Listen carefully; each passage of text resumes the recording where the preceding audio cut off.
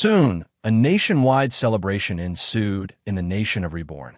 There were feasts and drinks to be had all around, with everyone commemorating the day that they became part of something that would change their entire lives. They became immensely proud to call themselves Rebornian, a term that wasn't started by Michael, by the way, especially since they all had a united front in making it prosper even more than it was now. After all, where else would they find another place where everything was free? Food, water, and housing was abundant. And they were even given a chance to evolve their species to become something superior without their leader asking anything in return. Compared to the desolate and isolated places they were in back in the desert, this was like a literal paradise come true for them all. They all celebrated for 3 days, where everyone was forbidden to work. During the day, they all went out of their houses and visited the baseball field, where a few teams performed a few show matches, and Michael even made a surprise guest appearance that made all of them scream and cheer upon his arrival. After the games, a large feast was laid out on the plaza, where everyone dined at the same time. It became a large picnic where family and friends could spend this precious time bonding about their love for this community. In the afternoon, everyone was free to roam around the entire nation, introducing themselves to the new inhabitants who joined them recently. Of course, it became a little competitive, as many of them began bragging and showing off to each other about their new skill or their new evolution. And perhaps the most special event happened during the night. They all sat on the plaza, looking up at the darkness of the skies, when all of a sudden, an explosion of colors spread out on the horizon, creating flowery patterns that amazed and bewildered anyone who gazed at them. Wow, that is amazing. Mom, Dad, I like to live in this place forever. Some dwarves, who were just here to visit, ended up deciding to move here just from this celebration alone. The fireworks continued, with everyone gasping and cheering for it to last a little longer. Thankfully, Michael prepared for this. He enlisted the help of Kong and a few other talented citizens to create more elaborate fireworks shows for everyone to enjoy. He then began to hand out sparklers to all small children, allowing them to witness the beauty of fireworks right in front of their hands. It was a magical night where everyone had fun and enjoyed the entertainment. It was so fun, in fact, that they all collectively decided to celebrate this day every year, called Reborn Day. After the 3-day celebration, everyone went to work a lot more refreshed than before, motivating them to work harder using their new evolution and their new skills. For their first order of business, Michael instructed Kong to create districts in their nation, each housing the different species that needed their own environment. For example, the satyrs needed the shading of lots of trees, so they lived closer to the forest, basically on the opposite side of where the baseball field was located. When he asked them why they needed the shade, it turned out that they were susceptible to the heat and temperature. Hearing this, Michael had one solution for them: the air conditioner. ChatJK3, can you give me the blueprints to make an AC? As expected of his personal AI assistant, all the information he needed to create an HVAC system flowed through his brain and embedded itself into his neurons. He borrowed the smithy of one of the dwarves and started to get to work. After half a day, he was finally done. He floated to the top of the oldest satyr's treehouse they had just finished constructing. Then, he created a rectangular opening near the window and installed the AC there before plugging the machine into the electrical socket. After that, he invited all the satyrs to the house for them to experience firsthand the miracle that was air conditioning. "Press the button," he said to the eldest satyr, and as soon as he did, the AC rumbled a bit before suddenly releasing a cold breeze. "Whoa, that's cooler than a gust of wind. It feels like it's snowing." The satyrs immediately loved the air conditioner, making them all want to stay in this tree house forever. Of course, Michael promised to install an AC in each of their tree houses, so they wouldn't have to crowd themselves in just one room. Thankfully, there was one satyr who evolved to become a smithing satyr, and Michael gave the blueprints for the AC to him. And soon after that, the rest of the nation heard about this AC and started clamoring to have them in their homes as well. This became an immediate project for the dwarves in charge of craftsmanship. They too wanted their homes to be as cool as ice after they were done spending the days in a hot forge. Since electricity was so prevalent in their nation now, Michael decided to invent more electrical appliances for them. He created a refrigerator the next day, which became popular among the Lamias and the butchermankeys since they got to store their meats and fish inside without them spoiling for a long time. Next, he created an electric fan, a washing machine, a heater, an iron for clothes, and an electric stove. He gave all sorts of blueprints for his newly evolved mechanics to make for the entire nation. Although he could have made it by himself, he decided to delegate this project to others because he had his own project to deal with. Specifically, Michael wanted to start experimenting with mithril, the strange material that could store mana in its body. According to the Dwarven King, Damascus steel was the material best suited to become mithril. So, he took a big chunk of it from their warehouse and started following ChatJK3's instructions. The 8 different elemental mana particles inside his body began to swirl in his hands, slowly making their way toward the Damascus steel. Michael closed his eyes and visualized the flow of mana in his mind. And in his mind's eye view, he could see the square chunk of Damascus steel right in front of him, as if it was an empty void ready to be filled. Then, with careful precision, he guided a string of elemental mana into the Damascus steel. The microscopic fuzzy balls of energy entered through the microscopic gaps in the Damascus steel's atoms until they became infused with mana. Suddenly, the Damascus steel began to absorb more mana from Michael until it was fully saturated. Using his supreme skill, mana gathering, he was able to see the true state of the Damascus steel. Since it was infused with mana, it felt like the steel itself became mana, too. With the help of ChatJK3, Michael was able to create mithril on his very first try. He opened his eyes and saw the substantial change in the Damascus steel. The previous gray and black color of the metal had changed completely, becoming translucent, like a crystal. For this first experiment, Michael had infused the Damascus steel with only fire mana, which meant that the mithril became like a crystal with a reddish glow from the inside. He continued with his experiments, having 8 different mithril pieces with each containing a different elemental mana. Michael picked up the mithril with a slightly bluish glow from the inside of its translucent crystal-like body. This was the water element mithril, and as soon as he picked it up, a notification flashed through his vision. Strength of water element spells increased by 30%. Mana consumption of water element spells decreased by 50%. Casting time of water element spells decreased by 10%. Michael couldn't believe his eyes. Just by touching mithril, casting a water element spell became so much more improved. With this mithril, a simple 2-star spell could have the same power as a 3-star spell. Holding a water element mithril increased the effects of a water element spell. Is this the true effect of mithril? It's much better than I thought, Michael thought to himself. He tried it with the different elements, and they all gave him the same effects. Each mithril improved the effects of a spell as long as the spell used that specific element. He could then confidently conclude that mithrils could effectively increase a mage's magic output by at least half. This was a breakthrough he didn't know he was going to get. Michael could only wonder what kind of reaction Cerberus would have once he told him of this discovery. The old man would probably drown from shock again. He continued his experiments with the mithril, combining 2 different elements into one Damascus steel to see what kind of effects they would produce. Strangely enough, combining 2 elements didn't necessarily increase its effects. He put equal parts of water and earth mana into the Damascus steel to make it a new kind of mithril. Theoretically, water and earth were supposed to be complementary to each other, meaning that they meshed well together in spells. However, when he cast a 1-star spell, Water Ball, while holding this new mithril, he found that its effects weren't as great as when he held the pure water mana mithril. It was worse by at least half. It was the same when he cast a 1-star earth spell.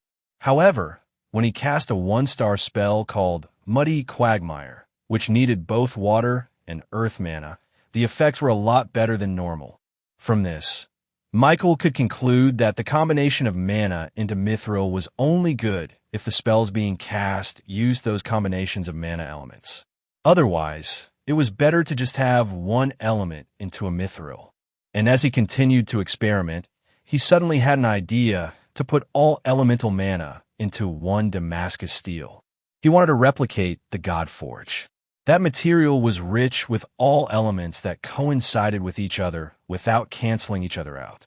Because of that, it was able to release a tremendous amount of pure energy that resulted in a fire that could melt everything in its path. Michael, knowing that he was playing with something a little bit dangerous, decided to experiment on a smaller piece of Damascus steel about the size of his palm.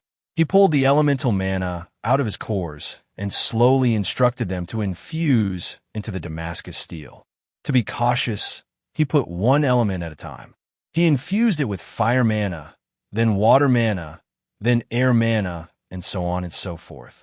There were now 7 out of 8 elements inside the Damascus steel, and nothing had gone wrong as of yet. He just needed to infuse it with light mana, and he would be able to make a mithril that contained all elemental mana. As the light mana left his hands and entered the Damascus steel, the usually tame and docile elements inside suddenly reacted violently, as if a beast had been awoken. The Damascus steel, unable to handle all the energy from the fusion of all elemental mana inside it, burst into 1,000,000 pieces and created a tremendous explosion that turned everything close asunder. Michael's absolute unity defense activated automatically, protecting him from the explosion. The counteracting force of his defense was able to quell the explosion and prevent it from spreading outwards just in time. If Michael hadn't suppressed it, it wouldn't be an exaggeration to say that the explosion would have destroyed Michael's entire house and all the houses near it. A couple of seconds later, a few of his trusted allies came bursting through the door, alarmed by the shockwave that emanated from his house. "Boss, are you okay?" Lolo asked worriedly. "Master, I'm here. Who's the enemy that dared to assassinate you?" Fudge said, jumping on Michael's head and performing some martial arts movements in the air. "What happened? Are you okay, boss?" Even the chief of law enforcement Centaur had been alarmed and rushed to Michael's aid. He had to explain to everyone that he was fine and that the explosion was an after effect of an experiment gone wrong. After this explanation, they finally heaved a sigh of relief and went back to their daily lives. Fudge, on the other hand, stayed behind and asked Michael about his experiment. Once Michael explained it to him, the rogue slime immediately requested for Michael to create a kunai dagger made out of mithril, which of course contained dark mana inside and increased all dark element spells he would use. Fudge's words gave Michael an idea of how mithril could be used in the future. This was a world where magic and swords existed, yet Michael had yet to see a magical artifact in existence. If there was, then it was incredibly rare and scarce. But with this discovery, Michael could make his own magical artifacts by molding these mithril ores into the shape of a weapon or a tool. Mages could now have wands that specifically increased their power output by at least half. Swordsmen could increase their slicing power by having a sword made out of mithril.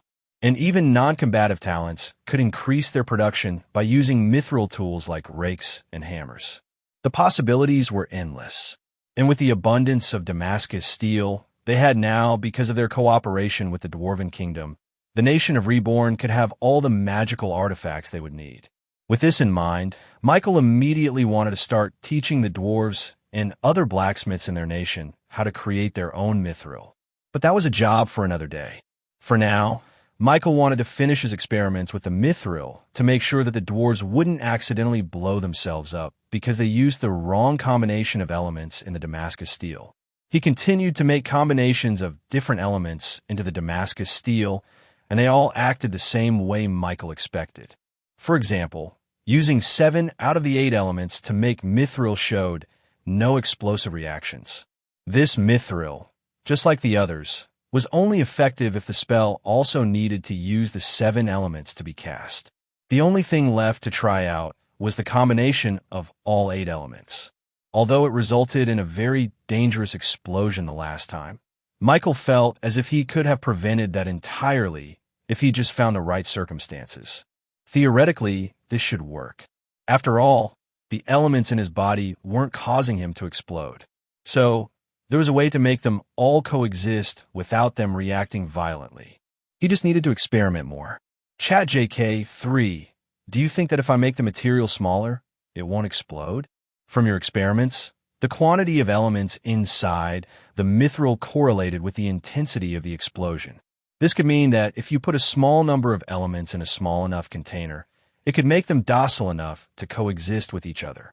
ChatJK3 replied.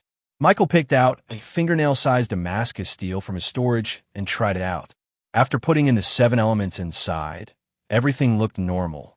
Slowly, he injected the last light element into the Damascus steel. The material slowly glowed and turned the grayish-black coating of its surface into a translucent crystal. It continued to glow white with power, almost as if it was about to burst out in pure energy. But as the seconds passed, the light soon faded away and became tame inside the mithril's core, slightly making it glow with a white luminescence. It worked. Michael rejoiced. Even though the mithril looked unstable, it was still the first time he had ever contained all the elements inside it without exploding. The mithril contains a lot of power and energy. However, it could be set off with just a slight displacement. ChatJK3 warned. Michael decided to name this as the Unity Mithril because of its use of all elements. Although he succeeded in creating it, Michael still wasn't satisfied with this result. The Unity Mithril was far too volatile to be used in normal circumstances. Michael continued experimenting with smaller and smaller mithrils, and eventually, he found a size in which the mithril became constantly stable. He held in his hand a very small mithril ore, which was the same size as a normal wedding ring diamond gemstone. He made this comparison because the two looked very similar, except for the everlasting white glow on the mithril. Michael tested this miniature Unity Mithril and found it to be quite sturdy. He threw it around the room, bouncing it on metal and concrete alike. It barely had any scratch on it. He put it through all sorts of destructive scenarios like an intense fire or a freezing cold, and it survived those as well. Of course, it wasn't indestructible, and when it did get destroyed, it didn't explode like the other Unity Mithril experiments. This mithril was both safe and filled with pure energy. In another experiment, Michael connected the 2 wires of a light bulb to the Unity Mithril, and surprisingly, the light bulb turned on. He didn't expect to find out that Unity Mithril could be used as a battery, but here he was.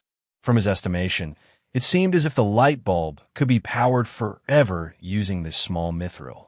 He tried it out with the other electrical appliances in his house like the air conditioner and the refrigerator. Although it turned on, it was only barely able to do so. This small Unity Mithril held far too little elemental mana to power those power-hungry electrical appliances. If he wanted to power them using only the Unity Mithril, then he needed a much bigger material. But of course, doing that posed the problem of safety since it was a lot more volatile than the small mithril. However, this was still a very good breakthrough. This Unity Mithril acted like an eternal battery, needing no recharge or replacement. The only downside of it was that it could only power small appliances. Do you think I could eventually find a way to create a larger Unity Mithril? He asked ChatJK3. It is possible to brute force your way to finding a solution. However, that will take too much time and effort to complete. I suggest you find the rest of the God-forged pieces scattered in the country, it replied. Michael chuckled to himself. You just want another upgrade, don't you? I will not deny that. He was already planning on doing that either way.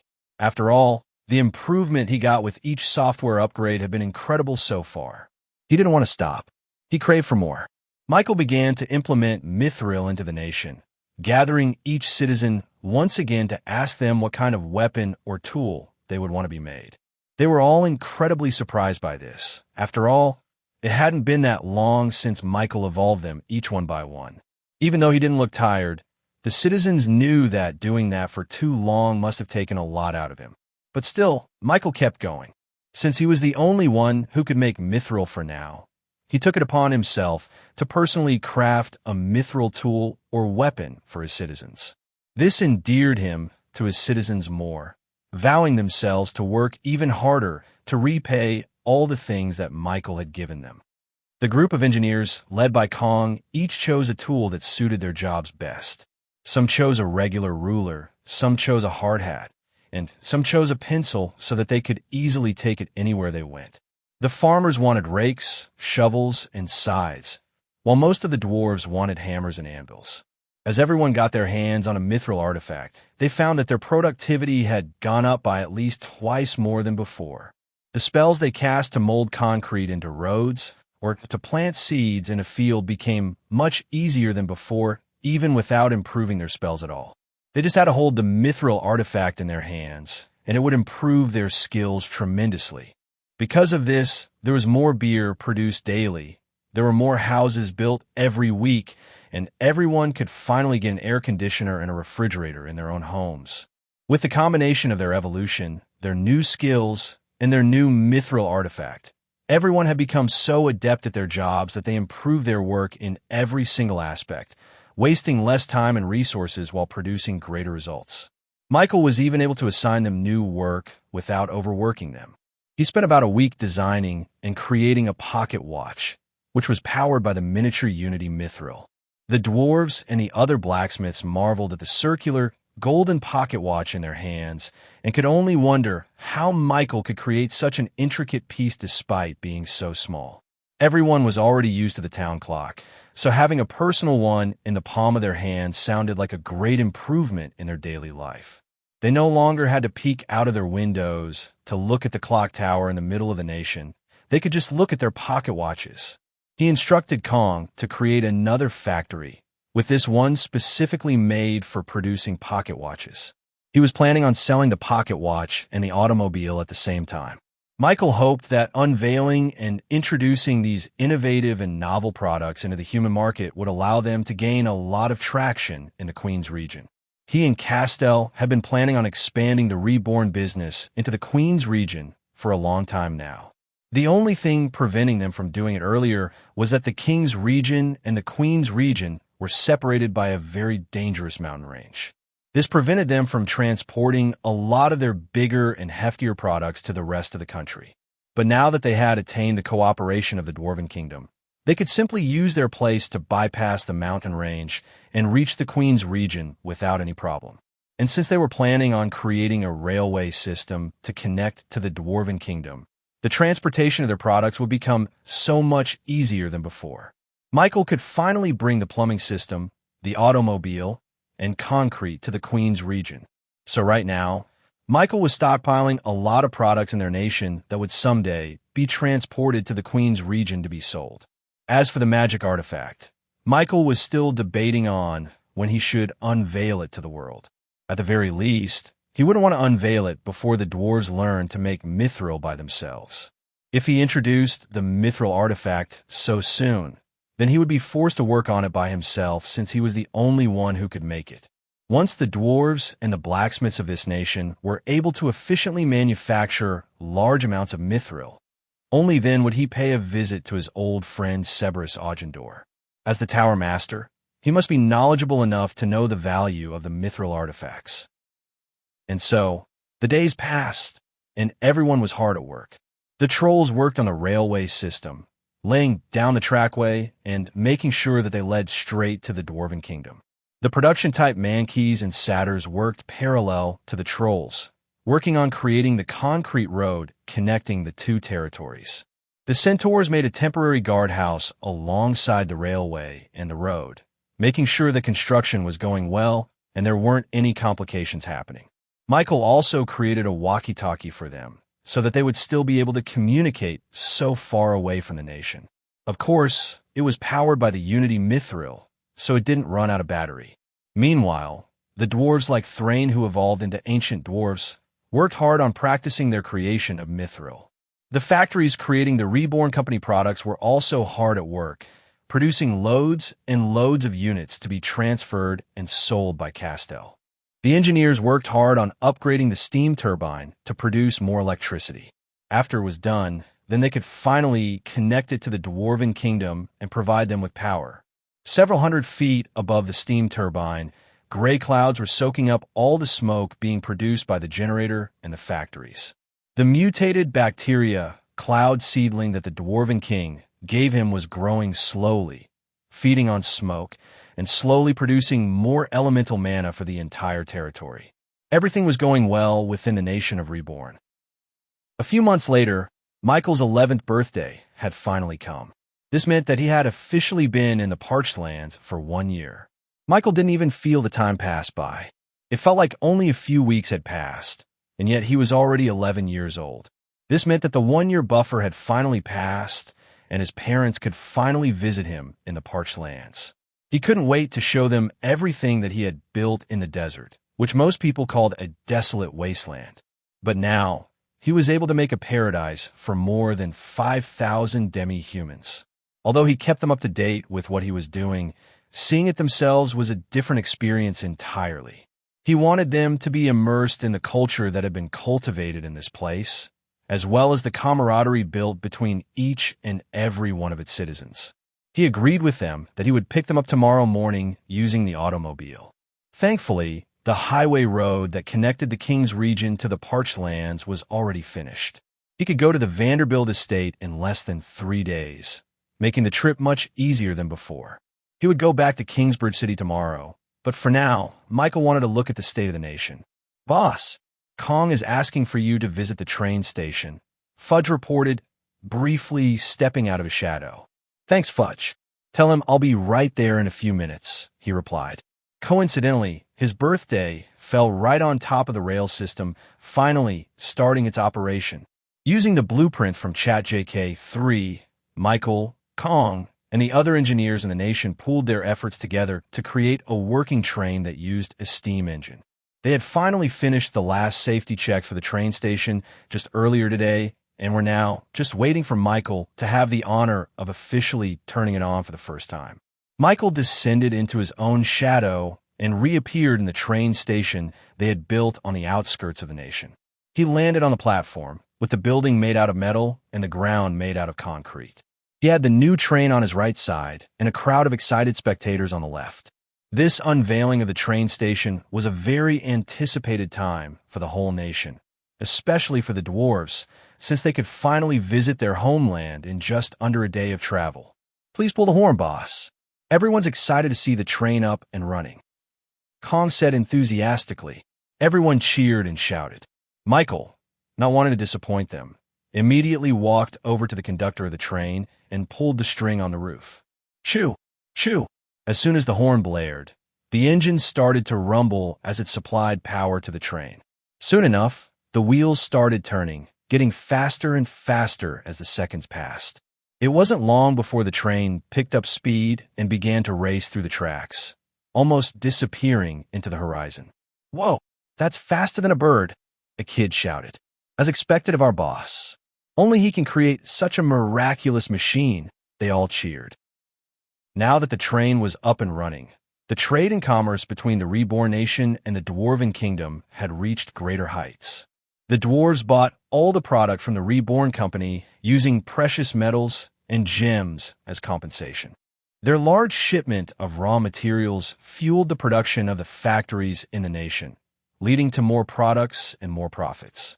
Because of this prosperous alliance between them, the Dwarven Kingdom has also progressed by leaps and bounds. All their houses were equipped with both electrical and plumbing systems, making their lives a lot easier. In fact, the shipment that was on the train leading to their kingdom was actually full of electrical appliances to be sold in the Dwarven homes. Just like the Reborn Nation, the Dwarven Kingdom also wanted to have air conditioners and refrigerators in their homes. The second one was especially important if they wanted their beer cold at all times. But perhaps the most popular product being sold to the dwarves was the automobiles. Michael, Kong, and the engineers had made great strides in improving the design of the cars. They designed 2 different automobiles. The first one was a normal sedan car, with 2 seats in the front and 3 seats in the back. This was perfect for families and personal use. Most dwarves use cars to travel for vacation in the Reborn Nation. The second design was designed for company use. It was a lot larger, with a lot of cargo space attached to the back. Michael took a lot of inspiration from the trucks in his previous life and used it to create this design. Many dwarven companies bought these trucks for their businesses. It made transportation of their raw ores and metal products a lot easier, especially within their kingdom. Of course, Michael had to construct a gas station in the dwarven kingdom for them to be able to refill their fuel without having to travel all the way to the parched lands for oil. This led to more and more profits, which Michael used to improve the quality of life and living in the nation. There were now school institutions for youthful demi-humans to learn about different jobs. There were also hospitals stationed around the territory for those in need. They had everything they needed to be called a proper society. Of course, there were also stadiums, parks, plazas, and playgrounds for entertainment. It was important for Michael that his citizens played as hard as they worked. Because of this, the competition with the baseball games in their nation had become a lot more intense. This was especially true after baseball was spread to the Dwarven Kingdom. They nurtured their own team to try and beat the Reborn nation, making a lot of athletes keep up their hard work or else they would be left behind. Michael floated in the air above the nation of Reborn and watched everything unfold. He could hardly believe that things had changed so much after only 1 year. Finally, they could sustain themselves without him. Michael was finally free enough to explore outwards and try to search for the other God-forged pieces. In the outskirts of the Kingsbridge region, a peddler woke up early from his bed and started his morning routine. He picked up his large rucksack and went out of the house to travel through the harsh terrain of the mountain ranges until he finally reached the Queen's region. He greeted his neighbors and picked up some Reborn soap and shampoo to resell in the other cities. The demand for this product has continued to skyrocket in the Queen's region, giving him a steady line of work. He usually went straight for the road northwards, going directly to the mountain rangers. But this time, the peddler took a detour and went towards the south of the city to look for precious herbs and vegetation in the forest. But just as he stepped out of the city walls, the peddler realized that the ground he stood on was far too smooth to walk on. Usually, he would feel the rocks and mud on the soles of his feet, but this time he felt as if he was walking on marble. It was very early in the morning, with the sun still hiding on the horizon, so the peddler couldn't see the road properly. But as the minutes passed, the sun soon lightened up the forest to reveal a large road in front of him, as smooth as silk and as white as marble. He couldn't believe his eyes. A flat road? Why have I never seen this before? He said to himself. He looked further down the forest and saw the road stretching to the ends of the horizon, with virtually no end in sight. This made the peddler even more confused. Such a large construction like this would have taken months, if not years, to complete. He would have definitely heard about a project this massive. As a peddler, he prided himself in his connections with other people. Surely, the construction of this road would have been talked about by his friends and acquaintances, especially since the road here looked even smoother than a maiden's face. He marveled at the flatness of the road, with virtually no bumps or craters that would impede a horse carriage from running at full speed. The peddler immediately turned around back into the city walls and asked his peddler friends if they had known about this road. A road down south? There's no such thing, they said. That place leads to nowhere but the parched lands. There's no way that they would waste money on such a fruitless project. Your lie would have been more believable if you told me there was a road connecting the King's region from the Queen's region. It extends down further down to the horizon, you say? If there was such a thing, then we would have known about it by now. My brother-in-law works in construction. He would have told me about it if there was any work here. And it's even smoother than the roads here? You must be kidding, my good sir. There is simply no such thing. You must be seeing things since it is so early in the day. Seeing the disbelieving eyes of his fellow peddlers, the man had no choice but to bet his pride on the line. I'll strip naked and run around the walls if my words are untrue, the peddler vowed. The other peddlers took on his words and all merrily strolled towards the southern edge of Kingsbridge City. They were ready to make fun of their friend, but when they reached the end of the walls, they saw that a crowd had gathered near the gates. Oh my, was there always a road here?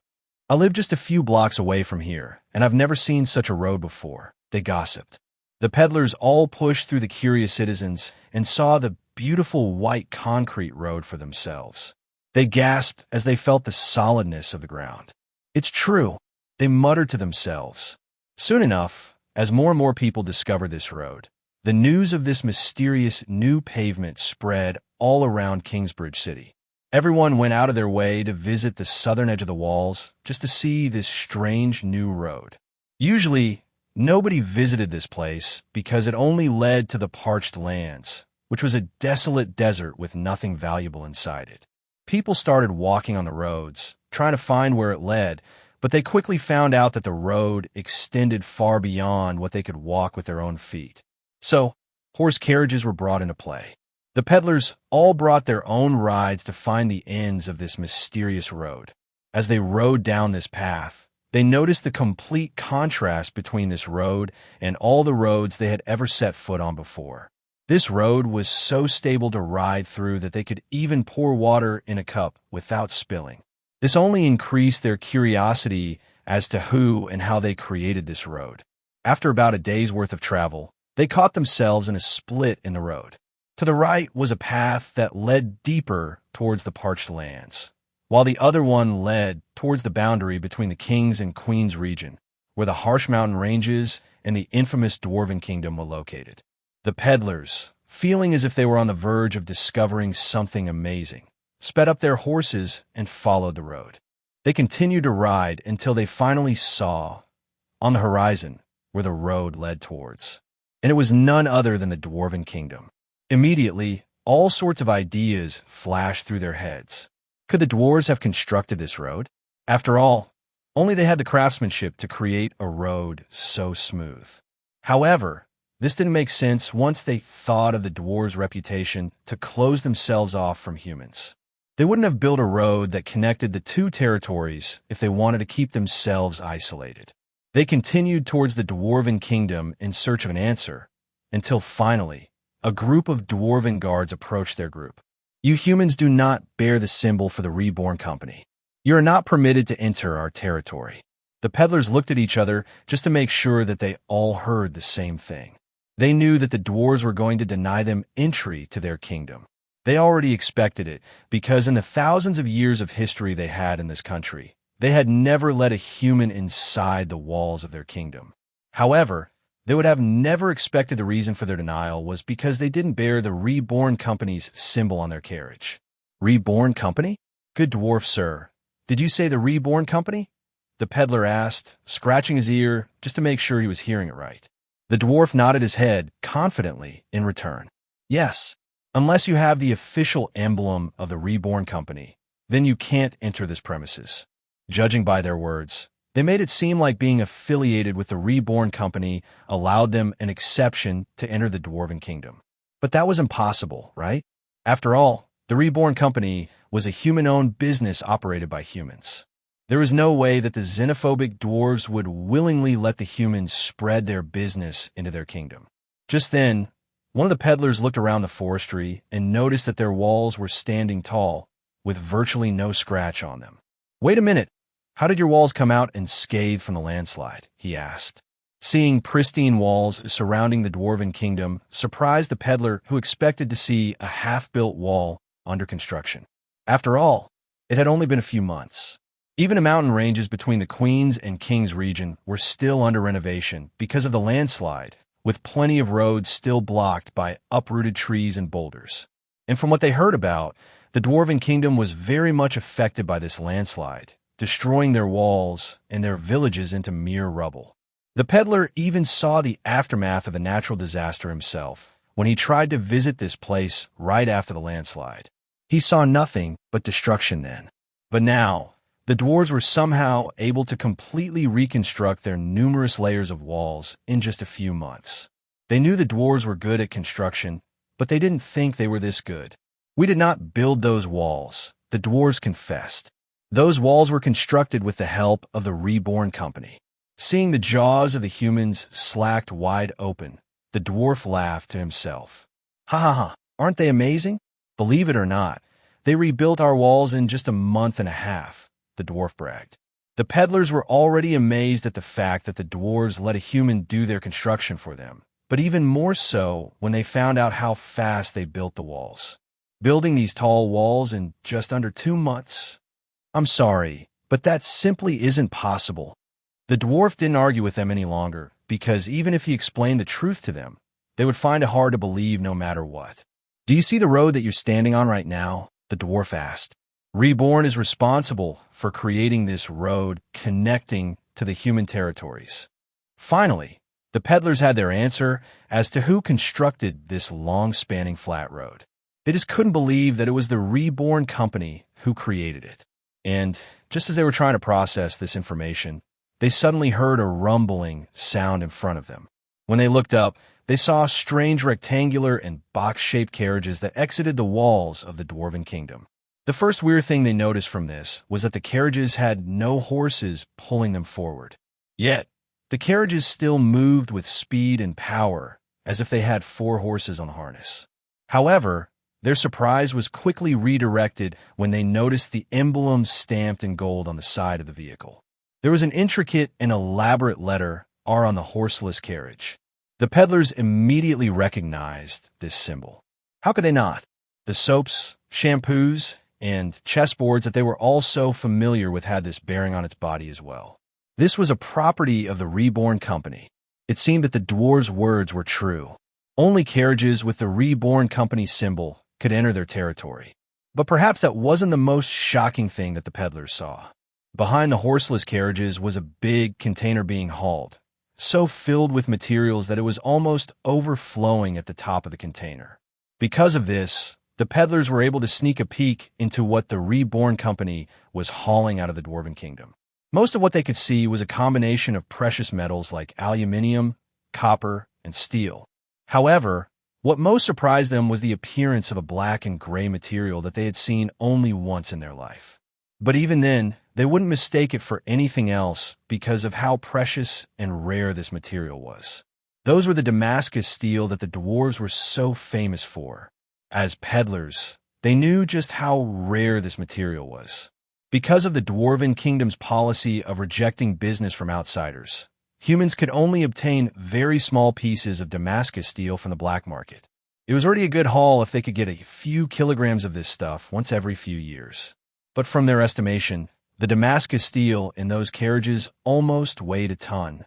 Is that what I think it is? But I thought the Dwarven Kingdom prohibited the selling of Damascus steel?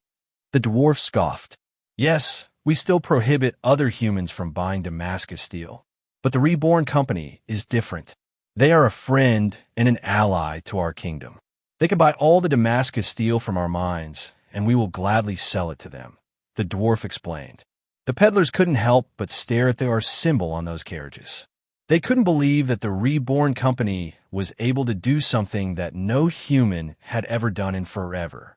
They gained the favor of the dwarves. The peddlers quickly returned to Kingsbridge City to tell the news of this amazing discovery. They told them all about how the mysterious road led to the Dwarven Kingdom, and that as it turned out, it was the Reborn company who created them in the first place. Not only that, but the Reborn company was somehow able to gain the good favors of the Dwarven Kingdom and allow them to buy all the Damascus steel that they could buy. Because of how insane this piece of story was, the gossip quickly spread throughout the entire city, with newspapers printing all kinds of theories and speculation as to how this happened and if this was even true. They could believe that the Reborn company constructed these roads. They certainly had the money and power to do it. However, the fact that they became an ally to the Dwarven Kingdom truly baffled a lot of people. Even the greatest company in the world, the Vanderbilt business, was unable to break through the tough defenses of the Dwarven Kingdom. No matter how much the grossly wealthy Eyes Vanderbilt tried to persuade the dwarves with money, they still wouldn't budge about their policy to reject outside business.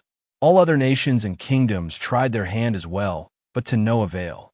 It seemed as if the Dwarven Kingdom would forever close their doors to outsiders. But now, the upstart Reborn company was suddenly able to do what none had accomplished.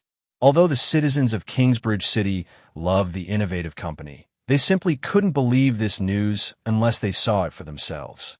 Soon enough, A lot of people took their carriages towards the concrete roads and made the journey towards the Dwarven Kingdom. This led them to discover that the roads were indeed as smooth as how the others described it. And once they reached the walls in the valley guarded by dwarfs, they were given the same answer as the first peddlers that came there.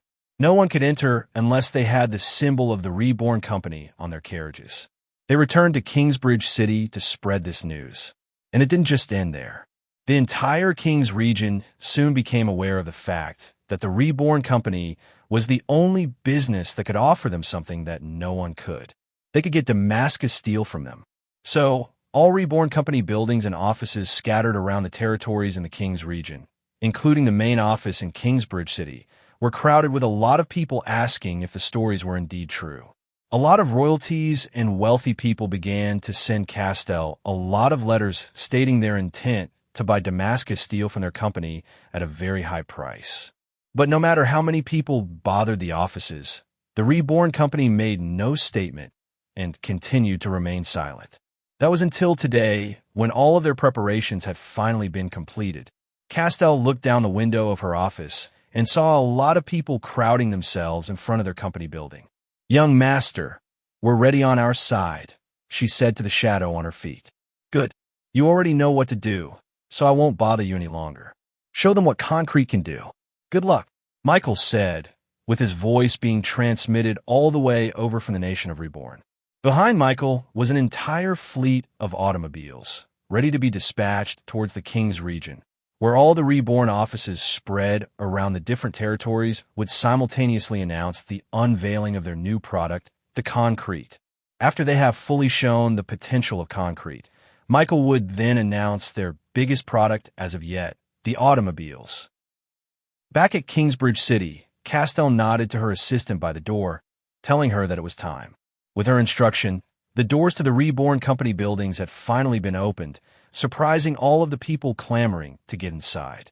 But before they could ask what was happening, a group of men and women, all wearing construction attire complete with helmets and tools, walked out of the building in an organized manner.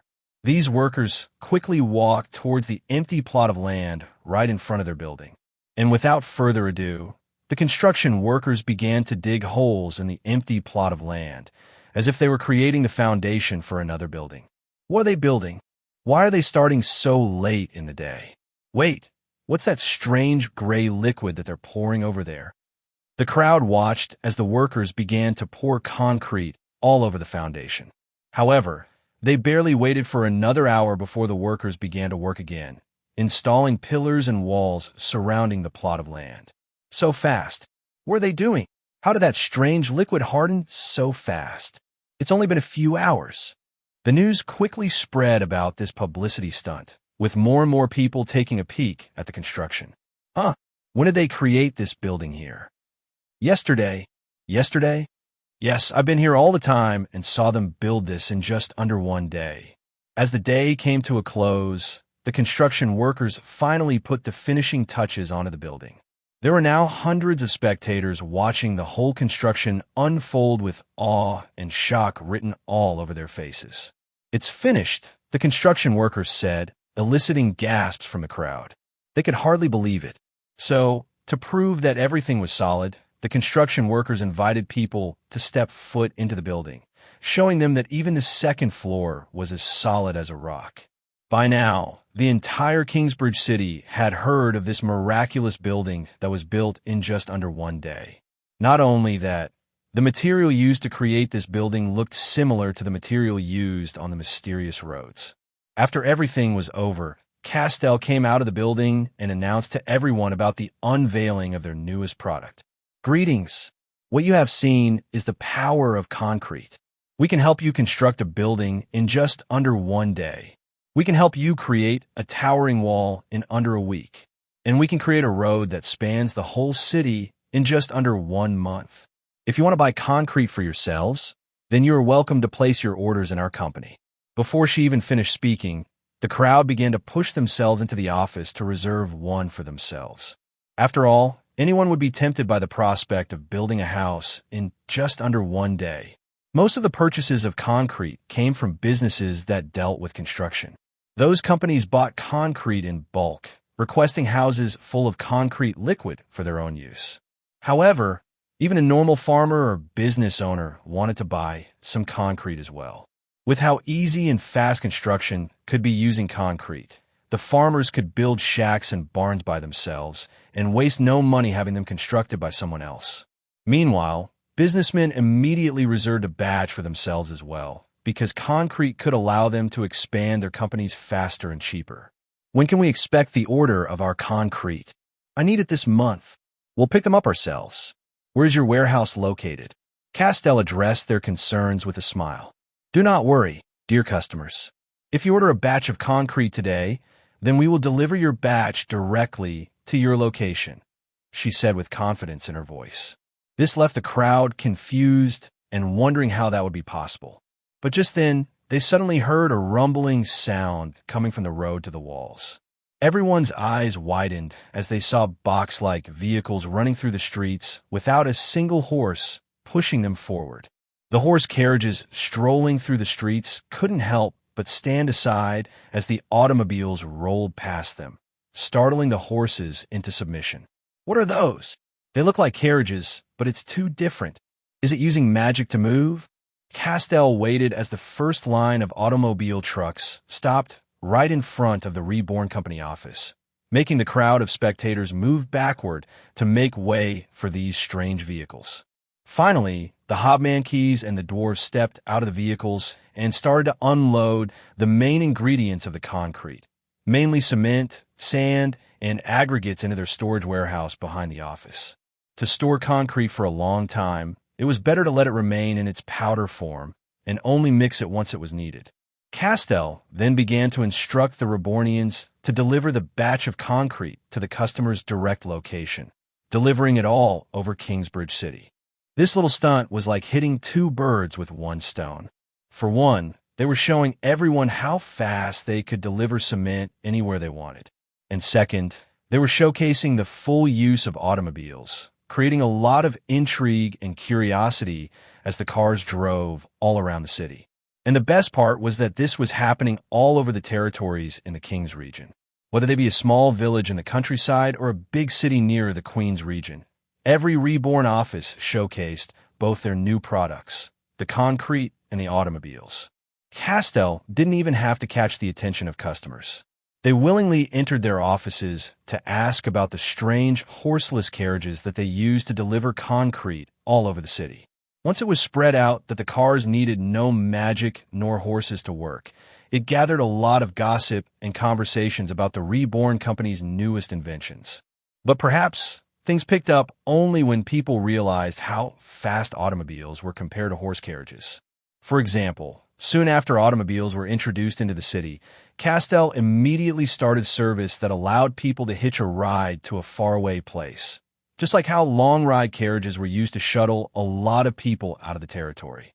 You're saying we can ride in this strange vehicle and it will take us to Grass Valley? The peddler asked. Yes, that is right. Would you like to buy a ticket? The bus automobile leaves in about 2 hours, a female hobmanke said, looking at the watch on her wrist. This kind of service wasn't strange because there were a lot of horse carriages that offered the same service. However, this automobile was no ordinary carriage. He and plenty of other peddlers and wanderers got curious about this new horseless carriage and bought a ticket. After 2 hours, the hobmanke driver started the engine, startling the passengers on board. As the car started moving, the peddlers noticed that the automobile was much smoother than a normal carriage, with the bonus of it being a lot faster. At this pace, the normal 4-day journey towards Grass Valley would only take about 3.5 days. But when they finally left the walls of Kingsbridge City, the automobile suddenly started speeding up. Now that they were on the flat concrete roads that the Reborn Company made, the hobmanke driver could finally bring out the beast in the automobile's engine. Hey, what is this? We're going to crash. I feel like a cannonball. The passengers were terrified, but as they traveled through the flat roads, they suddenly realized that it didn't even seem like they were riding a carriage at all. If they closed their eyes, they wouldn't even know that they were moving. What were so fast? Look, that's Grass Valley on the horizon. That's impossible. We haven't even traveled for 1 day. The peddlers were awestruck once they finally arrived at the Grass Valley village. They traveled so fast that they weren't sure if this was even the right place. But as they entered the valley, they were met with the same herb market that the Grass Valley was so famous for. They saw turmeric being sold on markets. This piece of herb was cheap here, but expensive in Kingsbridge City because of how long the travel was between the two territories. But now, they could buy turmeric and go back to Kingsbridge in just under 2 days. The peddlers quickly bought all the precious herbs they could carry and left the Grass Valley Village Market. Once they walked to the outskirts of the village, they saw a line of Reborn automobiles parked alongside the walls, ready to journey out as soon as possible. "Hello, would you like to purchase a ticket back to Kingsbridge City? The next bus leaves in another hour," the female hobmanki asked with a smile on her face. As the days passed, people quickly found out how useful automobiles were, not only for transporting large amounts of materials through far terrains, but also for personal travel. The Reborn Company began to showcase the power of their automobile fleet by transporting all kinds of products through the different territories in the King's region. For example, turmeric, which was very rare and scarce in territories very far away from the Grass Valley, could now be purchased in any Reborn Company market in every territory. The best part was that it was so much cheaper than the normal prices because the effort to transport them was a lot easier with the automobiles. Concrete became a very big business for the company ever since people realized what Castell meant when she said that they could deliver anywhere in the King's region. Rural areas and villages that only had wooden houses and huts could now build city-like buildings in their territory because of how easy it was to transport concrete compared to stone or steel. Royals who owned their piece of land turned to Reborn to further expand their territories, allowing them to build walls and buildings in a very short time frame. Of course, once people realized the true power of automobiles, people began to ask how they could purchase their own vehicles. Businesses, royals, and even normal people wanted to buy their own automobiles. They would always gawk and ogle at any Reborn automobile that drove through the streets of Kingsbridge, hoping that they could one day be able to ride one for themselves. Michael priced a normal sedan car to about 10,000 gold coins and 40,000 for a large truck. Some smart, business-minded people immediately bought their own sedan cars to make it as a business of their own. They would use it just like a carriage, selling rides on their automobiles for a cheap price. Michael could have monopolized the use of automobiles for his company only. After all, the speed and efficiency of cars allowed them to have a competitive edge over everybody because they could provide rare products for a cheap price compared to others. However, Michael knew that it was a short-sighted plan. He was thinking much further ahead to when the whole world was using automobiles. After all, these cars couldn't run forever. They needed fuel, something that they had plenty of back in the nation of Reborn. So, just as people started to buy their own automobiles, Michael had Castell start constructing plenty of gas stations all around the territories to supply everyone with all the fuel they would ever need. And because more and more people were buying automobiles, many territories were also forced to buy concrete from them to construct bigger roads in their territories to accommodate the cars. They also began construction on roads connecting the different cities and villages in the King's region, allowing the automobiles to show their full potential. The commerce within the King's region received a big boom with the advent of concrete and automobiles, with gold circulating at a much faster rate than normal. But of course, the Reborn Company received most of that money, which Michael used to keep the factories in his nation to keep creating products. Severus Ogendor was the tower master of Kingsbridge City's Magic Tower. He was supposed to be the main authority in magic and all things mystifying. However, even he was stumped as he and a lot of other wizards inspected a Reborn automobile with their own eyes. The sedan car had its hood popped up open, showing all of the internal machinery that made the automobile work. One 6-star wizard used the 5-star spell, All-Seeing Magic, allowing him to sense all elemental mana in his surroundings. However, as the magical eye floating above his head peered through the automobile, he couldn't see any sign of a magic spell being used to make it work. "It doesn't use any magic," he said, with his voice emanating disbelief. "There is nothing mystifying about this automobile, and only uses the physical world to function. The rest of the mages and wizards gasped at this discovery. It was hard to believe that a reality-defying object used no magic at all. Tower Master, is it truly not magic? How is this possible? Everyone turned to the wisest man in the room. Cerberus stroked his long beard and took another look at the car. I need more deliberation. It would be wise for you all to let me meditate upon this automobile alone, he said to everyone. The mages soon left the room, leaving only Cerberus and the automobile in front of him. And in the silence, Cerberus asked, "Michael, are you listening to me?" Suddenly, the shadow behind his feet elongated and allowed Michael's body to emerge into the room. "Yo, you called me," Michael said as he casually saluted the old man. "Your new product is very impressive," Cerberus said. "It still surprises me that you can come up with such ingenuity only using the natural way of the world, without using magic to circumvent reality. Tell me, how did you do it?" Michael smiled at the old man before snapping his fingers, telekinetically moving the chessboard and its pieces to arrange themselves on the table. "How about a game first?" Cerberus chuckled and gently sat on the opposite side of the table. "I must warn you, I have improved by leaps and bounds since you were gone." Michael sat on the opposite side and scoffed. "You're not the only one, old man." The two played the game just like before, with them exchanging pieces equally. But no matter how much Cerberus thought he improved, Michael always seemed to get the upper hand in the end. "Having trouble? Why don't you take a drink to calm yourself down?" Michael joked. Cerberus glared at Michael before taking a sip of water to refresh his mind and think about his next move. Michel, seeing the perfect opportunity, finally spoke up. "Oh, I created something special. Would you know anything about this?" he said as he revealed a piece of mithril to Cerberus. And just as expected, Cerberus ended up spitting out all the water in his cup in utter shock. Michael rolled on the ground, laughing uncontrollably at his perfectly timed revelation. Cerberus coughed uncontrollably, but his eyes were glued to the fingernail-sized unity mithril on the table. Just from looking at it alone, he knew that it contained mysteries of the mystic that even he was unfamiliar with. It felt like he was looking at a powerful and ancient relic, something that was lost within the sands of time, and only now did it finally show its face. He was so fascinated by the object that he wasn't even mad about Michael's prank. "Cough! What is that? I feel the intensity of the elemental mana imbued in that material itself." Michael wiped the tears off his eyes and stopped laughing. After teasing the Tower Master like this, he deserved to know the truth.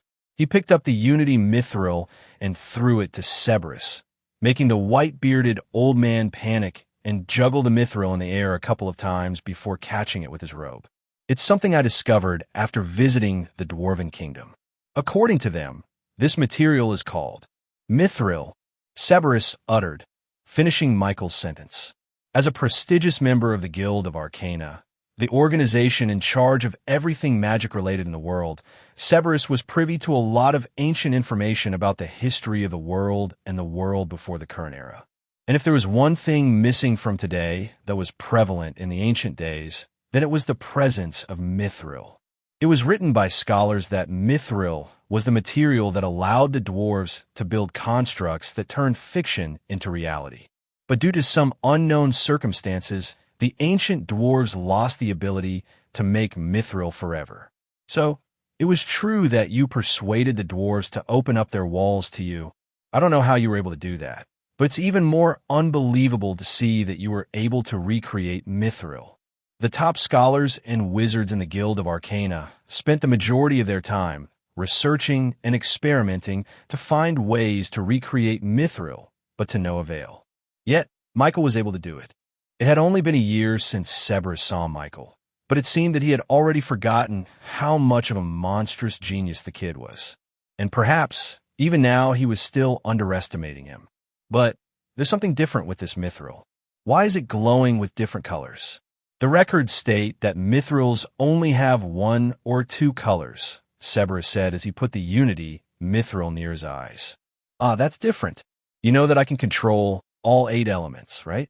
Well, I tried putting all of it in one mithril. Ah.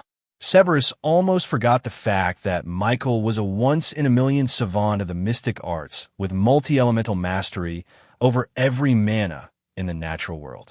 Any mage would be satisfied if they could even get a fraction of Michael's talents in magic, but Michael wasn't even taking his mystic art study seriously. It was truly absurd that this wasn't even Michael's greatest talent. He also had a supreme talent and an innovative mind that completely overshadowed his magic. I also have the one element, mithril, you were talking about. Michael explained everything he learned about mithril and how they could improve a magic spell's effectiveness by at least half. Severus listened with his eyes almost popping out of his head. Do you know what you have just created? You have solved one of the greatest mysteries that has persisted in the world for thousands of years. You need to visit the Guild of Arcana and show them your discovery. I'm sure that if you tell them everything about mithril, they will give you all the help and resources you will need to study and perfect mithril to the relic it was before. Michael immediately shook his head. Studying for years on end sounded like a complete bore. I'll visit them and give them mithril to study, but I won't be staying there. Or better yet, why don't you study it yourself? He took out a thin rectangular box made out of expensive leather out of his pockets and handed it out to the confused Tower Master. What is this? Severus asked.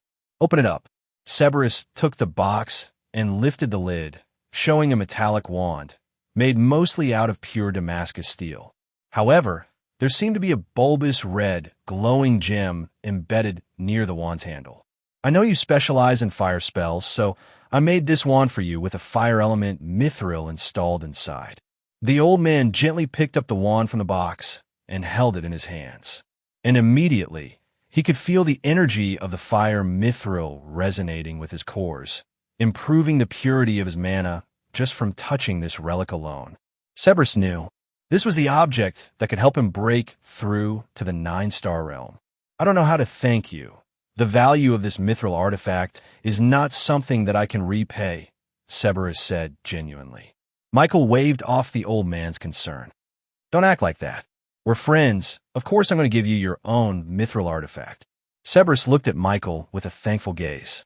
If you really want to repay me, Michael said with a sly smile, then introduce me to the other tower masters in the Queen's region. I'm planning on visiting a lot of magic towers while I'm there, so it would be helpful if you could vouch for me. Severus chuckled, finally knowing the reason why Michael gave him a gift. Sure, Severus said. I'll tell them to never play chess with you, or else they'll get scammed. Ha ha. No, but seriously, I'll do more than that. I'll ask them if you could take a look inside their magic libraries. I know you like learning magic spells. This is the least I can do for you since gave me the honor to be one of the only people to receive such a priceless gift. What's with that look? Severus asked. About that. Michael admitted to Severus that all of his citizens had their own custom-made mithril artifacts, which amounted to about 5,000 priceless tools and weapons.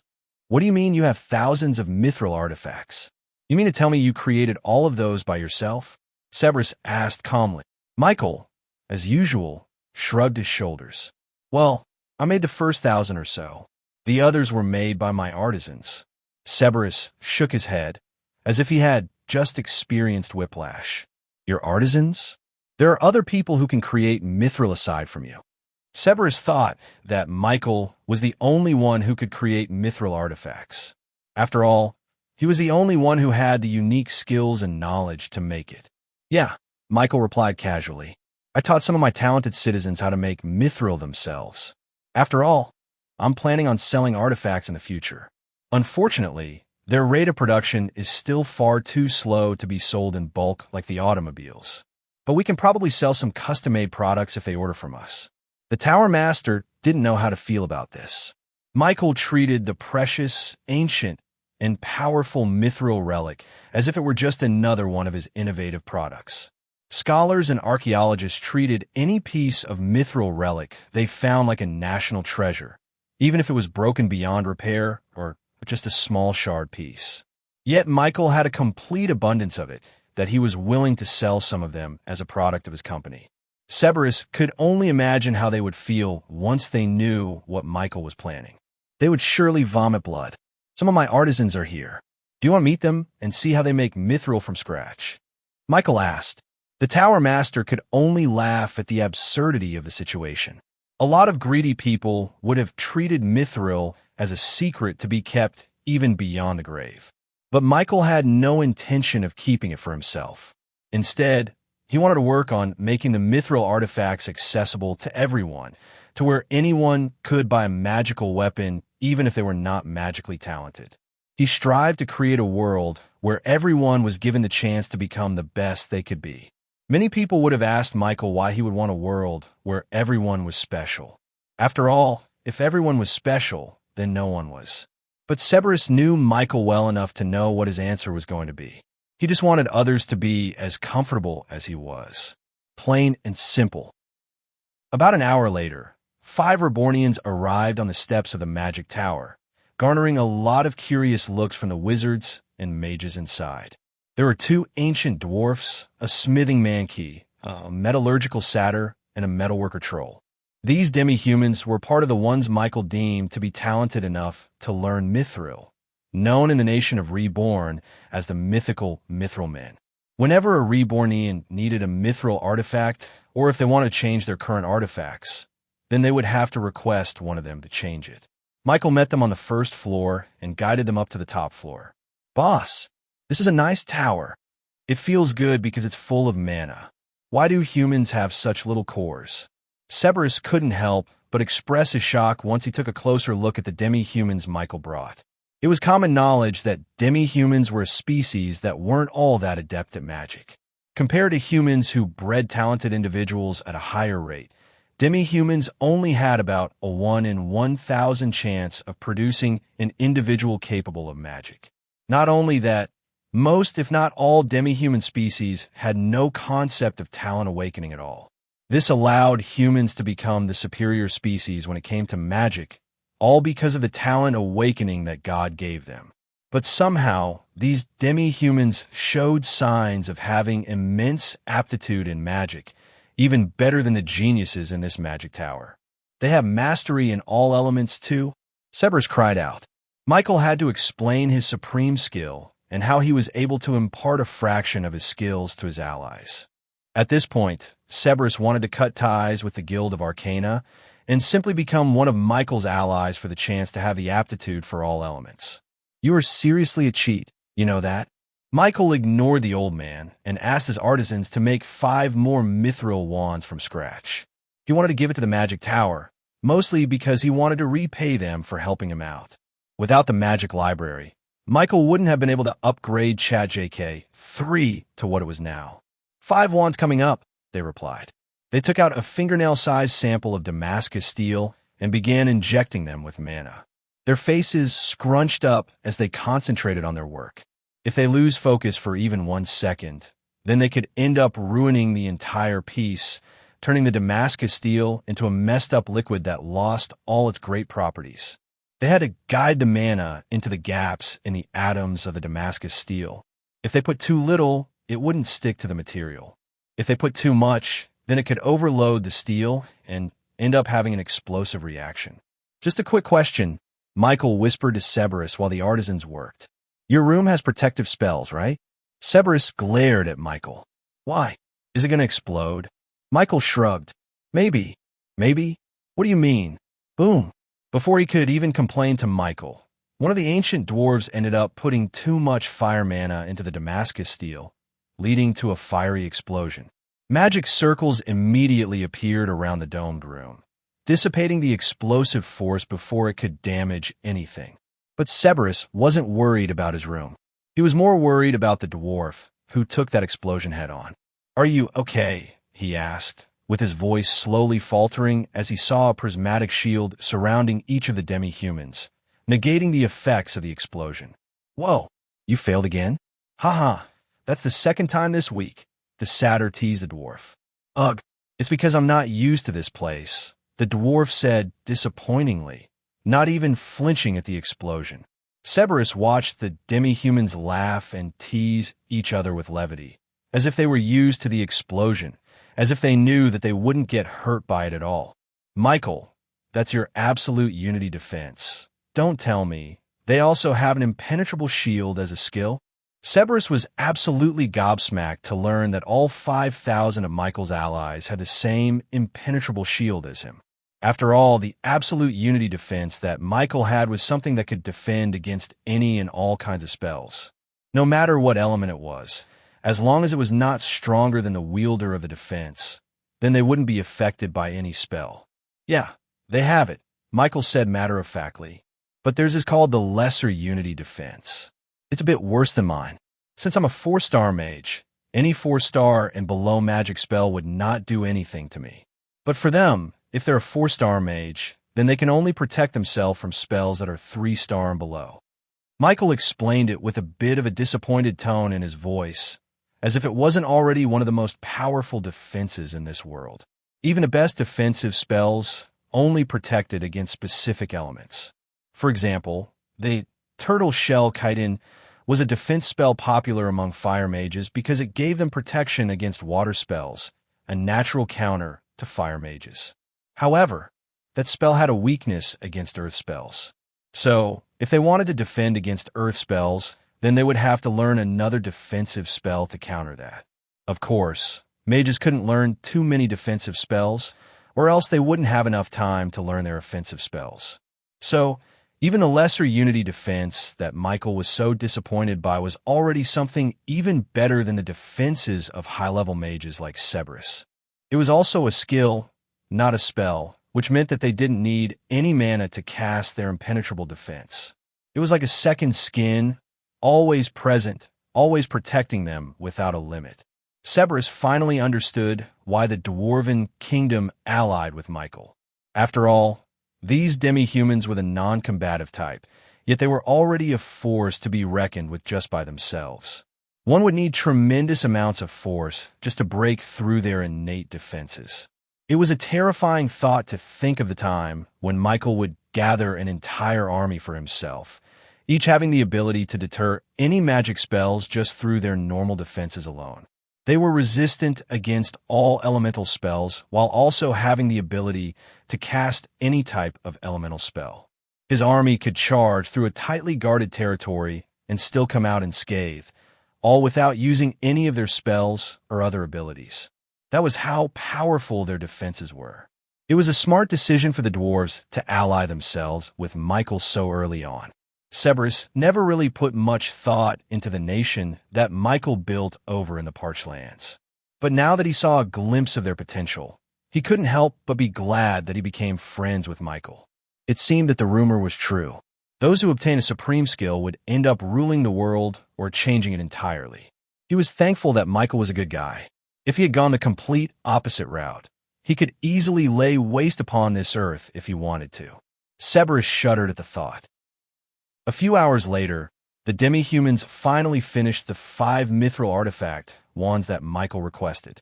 Each of them had different elements to show its different effects. Cerberus was incredibly curious about their technique, but knew that he or any other mage wouldn't have been able to make mithril even if they knew how to do it. It was a prerequisite for one to have a multi-elemental mastery to create mithril.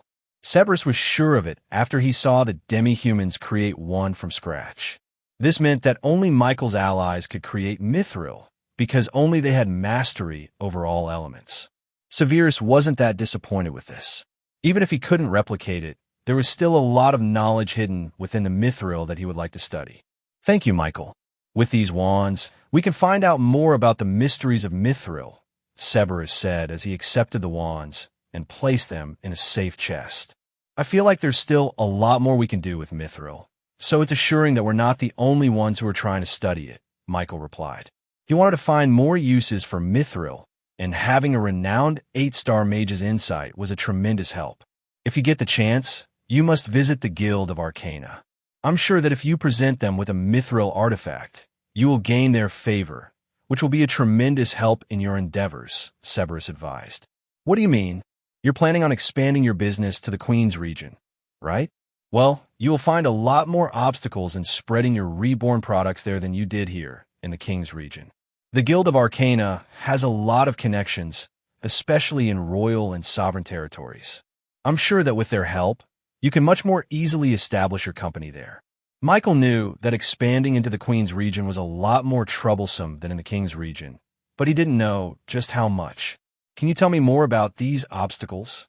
Michael asked inquisitively. The Queen's region is filled with territories that are not exactly working well together. Some of them are like the Dwarven Kingdom, in that they don't like outside business interfering with theirs, while others are far too crowded with companies and businesses that fully saturate the market. It is not like the King's region, which is considered the rural area of the country. Basically, you'll find a lot more competition in those territories.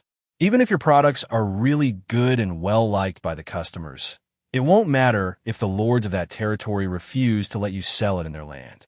I'm not saying you won't be able to do it. After all, you were able to convince even the stubborn Dwarven Kingdom to ally with you. That is something that not even your grandfather was able to do. However, you'll find it much easier if you have help from the bigger, more established groups in the Queen's region. For example, the Guild of Arcana can help you with establishing yourself in a lot of markets. You could also ally with the Lionheart family, the name famous for their swordsman lineage. They can help deter any unwanted attention. You could also seek help from the Montgomery family, who has political connections with almost every territory in the Queen's region. Or you can even ask your grandfather for some assistance. After all, the Vanderbilt name carries great weight when it comes to all markets. After speaking with Cerberus, Michael left the Magic Tower with a lot on his mind. Although the Tower Master's advice was sound, Michael wasn't planning on seeking the help of any organization for now. He might accept their help if they offered it, but Michael wasn't going to approach them with the intention of asking for their help. That would not be a good basis for cooperation between them. For example, he never approached the Dwarven Kingdom for help. If he did, then the Dwarven King would have immediately refused to talk with him, closing off any future where they could establish a friendship. Instead, he let the Dwarven King approach, letting him see the good intentions of the Reborn nation for himself, leading to the two territories becoming allies.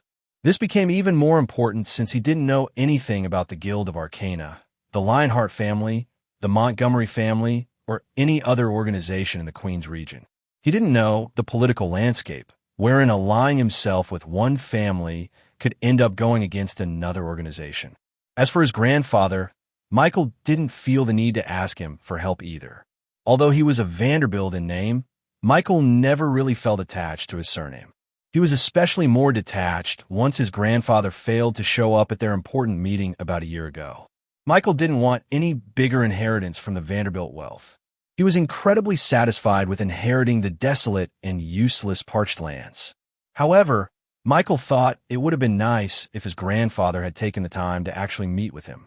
Sure, Eyes was a busy man, and he probably had a reasonable excuse for being absent, especially since he was in charge of the biggest company in the entire world, but it would have meant a lot for Michael if he had shown up.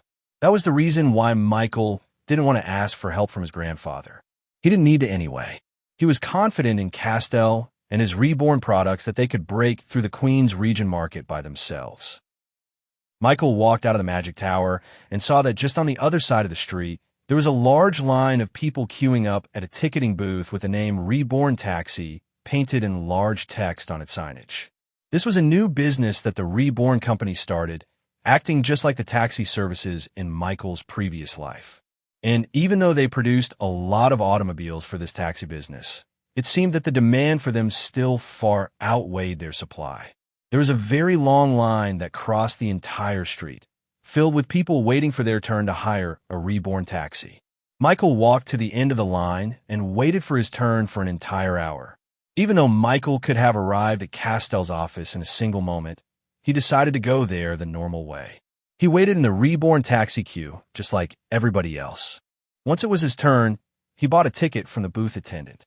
"Take me to the Reborn office," Michael said to the satyr in charge of tickets to the automobile taxi service. "Of course," the satyr replied as she led Michael to the lineup of Reborn taxis that patrolled around Kingsbridge City. The foremost automobile opened its doors and let Michael board in its passenger seat. Soon after, the car roared and started its journey through the streets. Throughout the whole ride, Michael kept his eyes on the window, observing everything that was happening in the city after the introduction of the automobile. For example, The novelty of automobiles was still at a high even after a month of its introduction. It became the accepted mode of transportation, especially since it was so fast compared to normal carriages. Of course, since automobiles had taken over the taxi industry, this left the horse carriages out of work. There were barely any of them left in the streets. To remedy this, Michael started a program to give those carriage riders a chance to learn how to drive and to become an employee of the Reborn taxi service. This turned out to be a huge financial success for those drivers, since there were a lot of customers who hired their services just to try out the novelty of the automobiles. They could also travel a lot further out of Kingsbridge City without it taking months at a time for every trip, earning them more money in the long run. Michael's driver, for example, was a middle-aged human man who was part of the program. "Sorry for the delay, young man," the driver apologized as he stopped the car to the side. "The roads are still getting worked on, so there's a lot of traffic. But since they're using that magical concrete, it'll be done by tomorrow." The business with concrete was going all right as well. With the rise of automobiles, the entire Kingsbridge road system was currently being reworked to have flat, concrete roads perfect for cars. "Isn't the Reborn company so amazing?" the driver said in admiration. "They're changing our city for the better." Michael smiled, inwardly a little bit embarrassed when hearing such a compliment since the driver had no idea who he was. As the car slowly advanced through the traffic, Michael saw the construction workers pouring concrete on the road. Most of the workers who got their hands dirty were human, while the managers who were overseeing the whole construction project were Rebornians. Michael recognized them to be Kong's loyal students and his employees. The Hobmankeys inspected the blueprints in their hands. The satyrs instructed the human workers on how to dig the ground better, and the dwarves taught the workers how to properly install the steel reinforcements. "What do you think about the demi-humans?" Michael asked the driver. The middle-aged man looked to the side and saw the demi-humans taking charge of the project like it was normal. Yet in his eyes, this was very unusual. "To be honest, I am quite surprised that they're so smart. I would have never thought that they could even cast magic spells." Having demi-humans living in human settlements wasn't exactly weird or unusual, especially in the King's region, which was very close to the parched lands where most demi-humans lived. However, they weren't exactly socially accepted enough to be the norm. Usually, a demi-human would get one weird look or two when crossing the street, but most people would just ignore them and let them go about their day without disturbing them. Most of the demi-humans who migrated to human settlements did so because they thought that they had a chance at a better life there than in the desolate parched lands. Here, they had to offer their services to humans to earn enough money to survive. Most of the jobs they had to do were physical grunt work, such as transporting heavy metals throughout the city, excavating large plots of land, and other mundane jobs. This was about the limit of what most demi-human species could offer. After all, they weren't considered to be capable of complex jobs, such as becoming an office clerk or even a skilled craftsman. So, demi-humans were treated as nothing more than muscles, with their worth being valued through their physical capacity alone. But ever since the Reborn Company appeared, the landscape for demi-humans in the human world had quickly changed. Suddenly, demi-humans appeared who could speak in perfect human language, with their words being complex and indistinguishable from a normal human. Not only that, they all seemed to be capable of magic as well. This surprised most people because they never thought demi-humans were capable of casting 3-star spells and above. There was one incident the day after the automobile was introduced where the engineer Hobmankeys displayed their talents by casting a 3-star spell in front of hundreds of spectators. They bent the earth to their will, creating a large crevice in the ground in just a matter of a few seconds. Then, they conjured a visual 3D projection of a finished gas station in the empty spot, making it easy for the workers to follow the blueprints down to the very small details. They took control of the project and made it as efficient as possible, showing their mastery over this kind of job even better than veteran human construction workers. The demi-humans also showed powerful talent in magic, with a deep well of complex knowledge that was even better than the current human standards. This completely overturned the initial perception people had of demi-humans.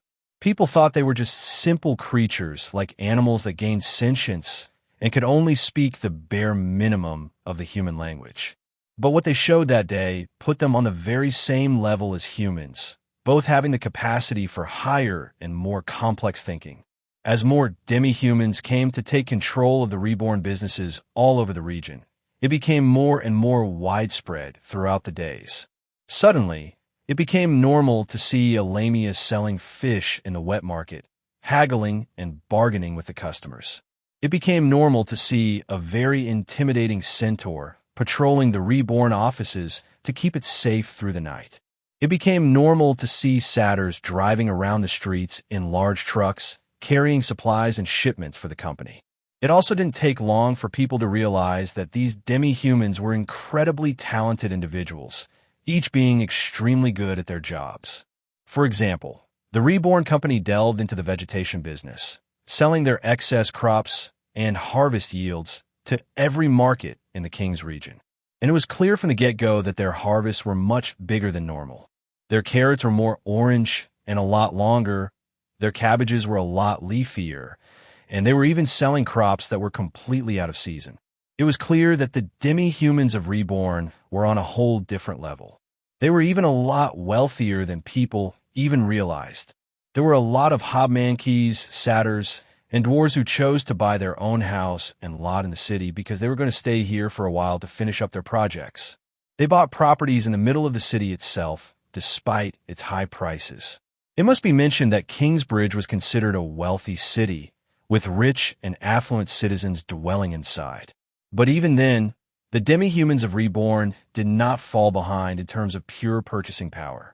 Every one of them seemed to be capable of throwing gold coins away like it was nothing. After all, Michael was not stringent in giving them gold coins. They worked hard for it. Their stipends were thousands upon thousands of gold coins, giving them enough to live lavishly in the city for a long time. And the reason why these demi-humans obtained the reputation of being gold throwers was because they didn't care much about saving money. After all, they had everything they wanted waiting for them back at home. I don't know if this is true, Michael's driver whispered, but I heard that all the demi-humans that appeared are from their own country in the parched lands. Of course, people eventually found out that they all came from the nation of Reborn. However, it wasn't that widespread yet, because people still believed that the parched lands had no capacity to become prosperous enough to have a nation for itself. Though, most people were starting to find out the truth. After all, they could easily verify the truth by going there themselves. A couple of minutes later, Michael finally arrived at the Reborn office. He flicked a gold coin at the driver as a tip, who eagerly thanked him for his generosity. Once he left the car, he was immediately met with another long line in front of the Reborn building. But this time, the line wasn't made up of people, but of demi-humans. Ever since the rumor about the nation of Reborn spread across the King's region, there were more and more demi-humans who sought to join them and hopefully become as prosperous as the talented demi-humans from Reborn. They left the parched lands in search of a better life. But they would have never thought that a better life was waiting for them back in the parched lands. "Young master, you're here." Castell perked up once she saw Michael approach the building. Even the rest of the employees who were familiar with Michael had smiles on their faces as they saw him. "It's good to see you, Castell," Michael waved back. "Boss, I hope we spread baseball here soon. I'm itching to play. How about we play a little game later today?" Kong said, who was right next to Castell. He was busy designing more buildings for the Reborn company, so he frequently visited the office. "Improve your game first. I hope you can finally beat me next time," Michael replied to Kong teasingly, to which the hobmanky clicked his tongue in disappointment. "Beer is good here, but it's still better cold. Boss, when are we going to line this city with electricity?" Beside Kong was Thrain, who became the supervisor of all dwarves that worked in this city. Judging from the lack of red tint in his cheeks, it looked like the old dwarf hadn't gotten his daily dose of beer as of yet. "Boss, let's play a game of chess next time. When we return to our nation, we're going to take a swim in the river, boss. Join us." "Boss, I miss the hot springs we have back in our nation." Michael greeted all the Rebornians in the office building, and they greeted him with respect and positivity in turn. The local demi-humans who were lined up watched this whole interaction with surprise and confusion filling their eyes. When they first saw Kong, they witnessed how he bent straight metal bars into the foundation of a house in just mere seconds. When they first saw Thrain, they saw him breathe fire out of his mouth to melt steel into something that could be molded into a different shape. When they first saw the evolved and talented demi-humans, they looked like individuals who answered to no one. In short, when they saw the demi-humans of Reborn, they saw figures with great strength and great power superior to even the best of humans. However, when they faced this small human child with golden hair, they all seemed to naturally gravitate towards him, treating him with care and respect despite his age and species. They could see nothing but admiration in their eyes whenever they looked at Michael. It made them wonder who this mysterious human boy was. "Hey, how are you guys feeling?" Michael asked the local demi-humans. After having lived in human settlements for their whole lives, these demi-humans weren't used to a human boy approaching and talking to them with a friendly smile. More often than not, parents would always hide their kids whenever they were in their presence. "It's okay. He's our boss. He's the one who helped us become who we are now," Kong said to the meek demi-humans. "He's a harmless cutie," said a female hobmanki, taking Michael and embracing his head with her bosom. Despite their words, they were still a little bit hesitant to shake hands with Michael. They were still afraid that they would get in trouble for touching a human. Michael understood their feelings, so to break the ice, he decided to treat them to a spending spree. "Follow me," he said to the demi-humans. Kong and the other Rebornians had to push the demi-humans to follow Michael, but they eventually started walking behind him voluntarily. Since this was in the middle of the city, this whole block of area was filled with a lot of active markets that sold everything from fresh produce to meat skewers to candied treats for everyone to enjoy. Michael and the huge group of demi-humans only had to walk to the next street over before they reached the lively market crowded with a lot of people. The demi-humans huddled together in one group, afraid to separate from each other since they were knee-deep into human territory. They didn't frequent this place because it was for wealthy humans only, and the prices here were not something they could afford. Despite that, they couldn't help but eye the mouth-watering chicken skewers and candied apples displayed all over the booths. Even the children couldn't help but drool once they saw human children joyfully eating the treats their mothers bought for them. Michael walked to the skewer stall owner and spoke to him for a second, with the attendant showing a look of surprise before nodding his head enthusiastically. Michael took out a big purse loaded with gold coins and gave it to the owner. Once he received the payment, the owner excitedly took out the skewers in his stall and began giving it to the demi-humans. But of course, the demi-humans were confused and even pushed away the meat skewers in fear that they would have to pay a lot of money for it. Michael turned to the demi-humans and said, "What are you waiting for? You can have anything you want from here. I already paid for everything." The demi-humans looked at Michael with a dumbfounded look. Finally, one of the Mankey children accepted one of the beef skewers and took a big bite. Immediately, the rich taste of the meat filled the child with joy, making him jump up and down out of happiness. "Delicious?" Michael asked. "Yes," the child replied, not taking his eyes off the skewers. "You can have anything you like. Do you want that candied apple too? Take as much as you want." Seeing the kid eating his fill, the other demi-humans finally took the rest of the meat skewers on the stall and began eating to their heart's desire. Kong and the other Rebornians were a bit emotional as they watched this scene. The things that were normal for them, like an abundance of food and water, was something that was only a dream for most demi-humans living in this world. Smiles filled the demi-humans' faces as they indulged in this once-in-a-lifetime opportunity. Of course, they didn't know that if they joined the nation of Reborn, they could have this paradise every day for as long as they wanted. Michael was like an endless pocket of money as he kept bringing out pouches full of gold and buying out everything available in the stalls. The attendants quickly agreed to keep supplying more and more food for everyone to enjoy. After all, the money Michael gave them far exceeded the cost of their entire selection of merchandise. So, the stall owners kept frying skewers in their coal grill and happily gave out the cooked meat to anyone who needed it. Of course, He didn't limit the festivities to only demi-humans. He invited all the citizens of Kingsbridge City to partake in this feast, giving them everything in the stalls for free. It soon became a huge party as more and more people caught wind of the free food being given out to anyone who wanted to eat. After half an hour, the whole market was filled with both humans and demi-humans alike enjoying themselves with an endless buffet of amazing food and nourishment. There were actually too many people going in that the stalls eventually ran out of meat. To remedy this, Michael instructed Castell to buy more ingredients and bring them in so that more people could be fed. In the end, Michael had to cook and grill skewers himself, just to keep the supply of food going out. It was all worth it, though. Michael saw human and demi-human children enjoying their food together without any discrimination or inequality between them. They all laughed as a kid got their cheeks stained with sauce, or cheered as a yellow manky child showed off his unique ability to stand only using his tail. The friendship between the different species of kids continued as Michael brought out a new wooden toy called the spinning top. The Rebornians showed off their magical powers as they created intricately designed spinning tops out of wooden blocks in just a matter of a few seconds.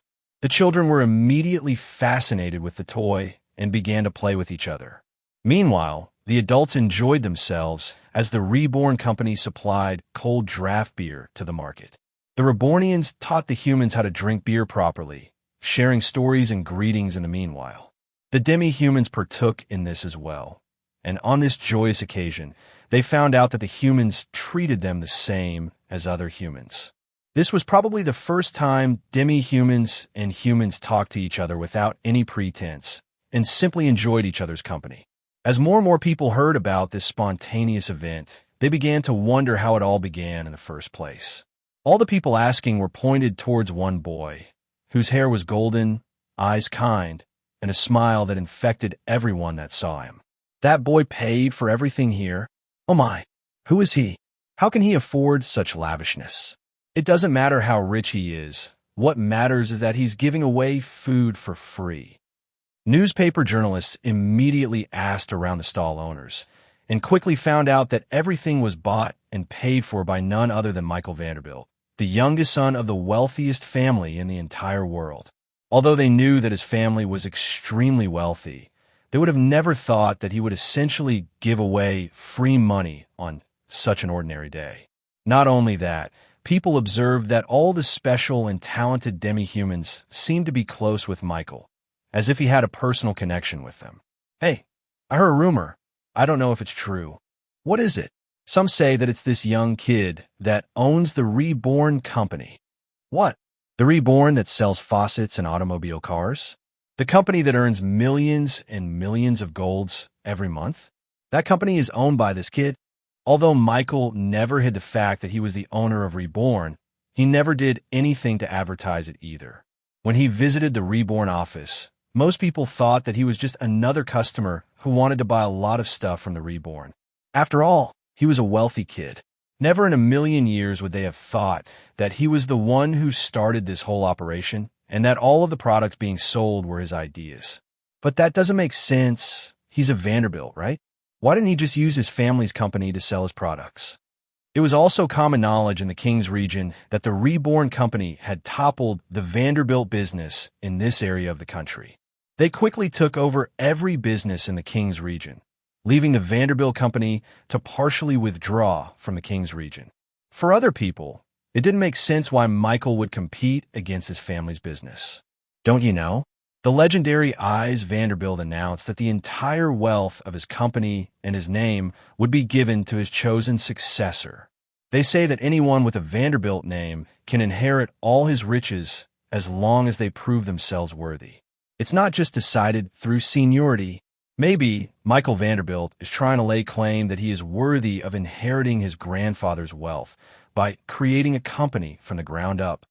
As soon as that rumor began circulating, more and more people started to believe it. Although they were close to the truth, it wasn't exactly right. Michael built the Reborn company just because he wanted to, not because he wanted to fight for the inheritance like others said. If that's true, then I think he can become the successor. Look at what he's done with the Reborn company. In just a few years, he was able to build a company that spread to the entire King's region. Given more time, surely he will be able to conquer the entire country with his innovative products. After the journalists did a little more digging, they quickly got confirmation from the CEO of Reborn herself, Castell, that Michael was indeed the true owner of Reborn. When a few journalists approached Michael and asked him if it was true, his answer was a simple, "Yeah, I own Reborn," with his signature shrug of the shoulders. The next day, the headline of every newspaper in Kingsbridge City was, "Genius son of Vanderbilt family owns Reborn Company." As the citizens of Kingsbridge City woke up the next morning, the first thing they read in the newspaper was the revelation of a mystery that had been nagging on their minds for the past 5 years. Who owned Reborn? Back then, there were rumors of it being a wizard, a hermit, or an overseas mogul. And as it turned out, they were all wrong. Michael owned Reborn. This announcement sent waves of shock through everyone in the whole city, each of them expressing their disbelief upon finding out that it was only a child who brought them the magnificent cars and faucets. The products sold by Reborn were so clever and far ahead of their time that many people found it hard to believe that an 11-year-old child came up with them. However, the evidence presented in the newspapers told the entire history of how the Reborn Company started and how it came to become what it was now. It started when Michael invented soap and how it snowballed into a corporation that earned millions and millions of gold coins per month. Many were impressed with Michael's ingenuity and his insight into creating such a booming business. However, many more were surprised to find out that not only was Michael smart, but he was incredibly talented in magic as well. According to official sources, the Magic Tower once offered Michael the opportunity to become the Tower Master's personal student, an honor given only to those who had the talent to become a 7-star mage and above. The Vanderbilt family has truly produced a one-of-a-kind descendant. It is truly insane how he has the talent to become a gifted wizard and a brilliant entrepreneur as well. Save some for the rest of us, kid. And did you hear? The kid was also able to make the desolate parched lands into a prosperous territory. It was also mentioned in the newspapers that Michael started his own country in the parched lands called the Nation of Reborn. That was where all the talented demi-humans like Kong and Thrain came from, and where they manufactured the automobiles that were being sold today. This sparked a lot of curious people to journey to the parched lands to verify the truth. After all, there were quite a number of unbelievable stories written in there, such as the abundance of food and water, the presence of lightning bulbs, and a stadium made only for a game called baseball. Thankfully for them, there was a very convenient Reborn bus ride that they could use that would take them straight to the Nation of Reborn in less than a week. After they returned, there was nothing but praise and commendation for the Nation of Reborn. Many people described what they saw as a literal paradise, with stars landing on the ground at night to grace the nation with light. Of course, they were talking about electricity, but most people had no idea what it was yet. And perhaps what they mentioned the most were the demi-humans living in the Nation of Reborn. They were all talented and gifted in their own ways, contributing their specialties to the nation in one way or another. People thought that the Rebornians in the city were a special group of demi-humans, the one-in-a-million type of geniuses. But as it turned out, they weren't much different than the 5,000 other citizens staying in the parched lands. After hearing this, the local demi-humans no longer hesitated to join the Nation of Reborn. And soon after, they immediately received the benefits of becoming a Rebornian. They were given a chance to evolve and gain new skills from Michael, which he gladly made time for. After their evolution, they gained so much more confidence and self-esteem within themselves once they found their innate talents. They work a lot better, they became a lot quicker in thinking, and they were even capable of using unique skills that no one had ever seen before. This sparked a lot of change within Kingsbridge City, where humans began to accept demi-humans as an equal species. Of course, this was helped by the Reborn Company advocating for demi-humans to be treated just like humans without any discrimination. They had a lot of programs to have humans and demi-humans interacting for a chance to dissolve any prejudice one had for the other. There were festivals gatherings, and friendly competitions that mixed both humans and demi-humans together. Due to the positive reputation of the company, especially with the festivities in the market, many people washed away any biases and negative preconceived notions they had of demi-humans. This generally led to a more harmonious living between the two different species. Humans in the King's region became so much more open-minded about demi-humans that Michael deemed that it was finally time for the next phase of his plan. He decided to allow passage from the Dwarven Kingdom to the Queen's region. He and the Dwarven King had talked about this for some time now, and they both decided to let people cross the Dwarven Kingdom so that they could circumvent the rough terrain of the mountain ranges between the Queen's and King's region. People no longer had to go through the perilous mountain ranges to reach the Queen's region. It would work just like a highway toll back in Michael's previous world. People would pay a certain fee to enter the road connecting the King's region and the Queen's region through the Dwarven Kingdom. They also had to use a Reborn automobile to be allowed entry into this highway. Of course, the profits would be shared between the two territories equally, since the road would be trespassing in Dwarven territory, while Michael bore all the costs of maintaining and creating the road itself. Michael would have wanted to create a railway system to connect there, but he first needed the cooperation of the territory on the other side in the Queen's region. In the future, he would have railway systems connecting every territory from Kingsbridge to the nation of Reborn to the Dwarven Kingdom and then to the Queen's region. But for now, a flat concrete road would suffice. This highway system would allow quicker and safer travel to other regions, not only for normal people, but for businesses as well. They could transport heavier products to the other side of the country much easier. Most of all, Michael would finally be able to start spreading the Reborn company to the rest of the country. Just beyond the infamous mountain ranges that separated the two regions was a group of scaled demi-humans who looked up at the steep cliffs ahead of them. These demi-humans walked on two legs and had tough snake-like scales all over their bodies. Their heads looked more like lizards than it did humans, with them having no hair and a mostly bulbous skull. Their species were called Komodos, having above-average intellect with opposable thumbs like humans, allowing them to do easy jobs such as cashiers, attendants, or even clerks. However, that was all they could achieve. They weren't like the dwarves who had their own kingdom and were extremely adept at making crafts. They weren't like the elves whose magic capacity trumped even that of talented humans. They weren't like orcs who boasted tremendous strength and physical prowess. They were mediocre at best. They were just good enough. They were just like normal humans who couldn't use magic, except for the fact that they needed a lot more maintenance to survive. This meant that they had to buy a lot more food and water than most, which was hard since the jobs they were qualified for only gave them salaries that were just shy of what they needed to live. There were higher salaries in the larger and wealthier parts of the Queen's region, but the competition was much fiercer there. Not only that, but the cost of food was much higher too. So, it didn't matter in the end. Finally, this group of Komodos finally had enough. They decided to move out of the Queen's region and return to their ancestors' home, the parched lands. Their fellow workers, their friends, their neighbors, and even other Komodos tried to dissuade them from their decision. After all, they could end up dying out of hunger and thirst in that desolate land, especially since their skin needed a lot of hydrations. Of course, the news about the nation of Reborn wasn't known yet in these parts. But even without knowing about it, this family of Komodos wanted to take the risk. Even if they thought that the parched lands had no abundance of food or water, they wanted to go back to their homeland to try and find their source of pride.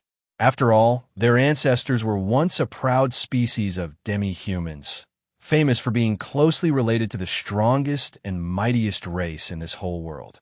Back in the day, the Komodo species were part of the Draconian race. They were dragons. But after millennia of being separated from the other dragon races, the Komodos had strayed far away from their original bloodline. They had lost their power. They had turned into a species with little to no magical aptitude and no domineering physical strength, and even their scales had become so vulnerable that they would succumb to heat. It was hard to imagine they were part of the famous Draconian race whose scales were the hardest material in the world. But they were. At least, their ancestors were. This young family of Komodos wanted to find a way to get back to their species' old glory. It may be a futile effort, but they couldn't stand to live in mediocrity any longer. So, they traveled by foot day and night until they finally arrived at the mountain ranges. The steep and slippery cliffside edges of the mountains were already a sign that this would be a hard trek, but they were willing to brave the risks. But just as they were about to climb up the mountain, they were suddenly stopped by a few humans wearing full steel armor. "Excuse me, fellow men, where are you guys going?" the guard asked. One of the Komodos, an adolescent male, stepped up and talked to the guards. "We want to climb the mountain and go back to our homeland," he said. The guards looked at the group of Komodos and saw that there were about 8 of them in the whole group. "Where's your papers?" the guard asked them. The Komodos all looked at each other, confused as to what the guard is talking about. "If you want to cross to the next region, we need to see your identification papers," the guard reiterated. The Komodos were not rich. They had barely scraped by in the Queen's region, and sometimes even scavenged for food to survive. They considered themselves lucky if they found chicken bones or moldy bread in the trash.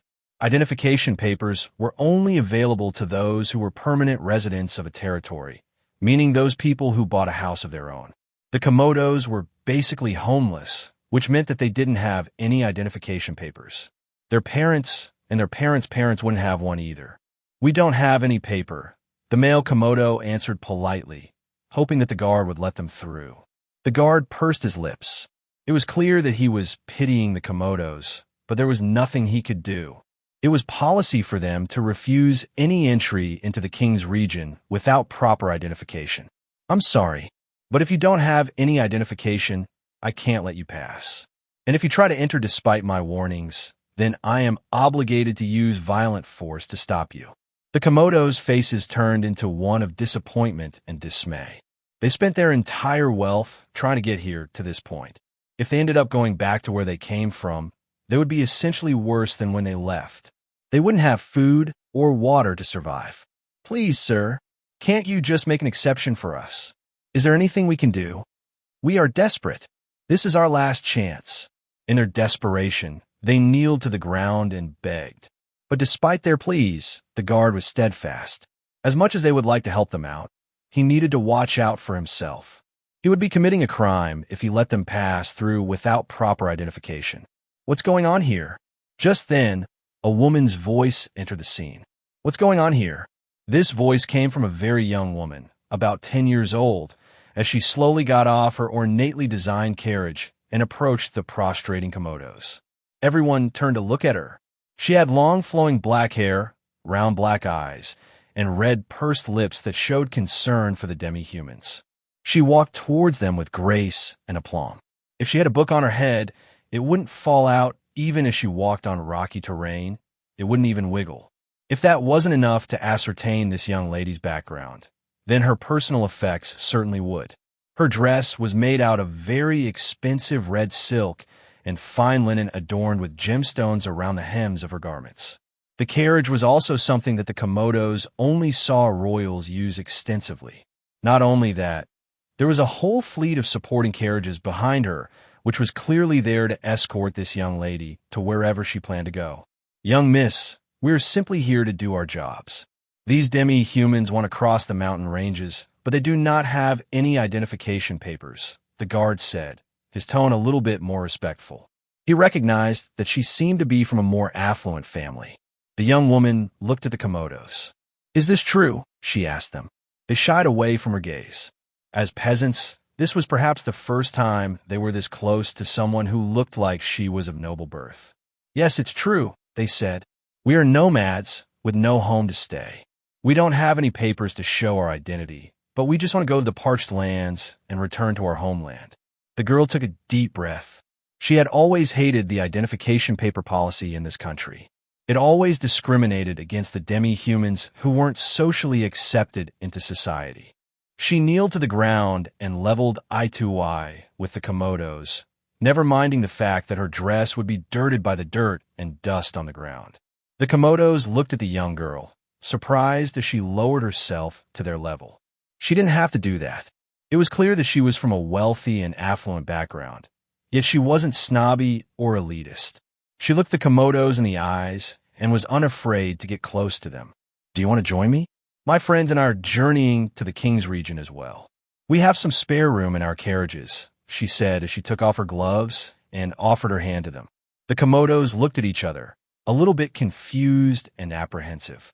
Don't worry, you won't be alone, the young girl said as she pointed at the carriages behind her.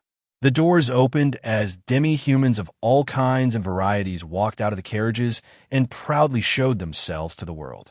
Surprisingly, the girls seemed to be escorted by a variety of demi-humans wearing expensive tunics and shirts. They had confident smiles on their faces, as if they never experienced the hardships that most demi-humans faced in the Queen's region.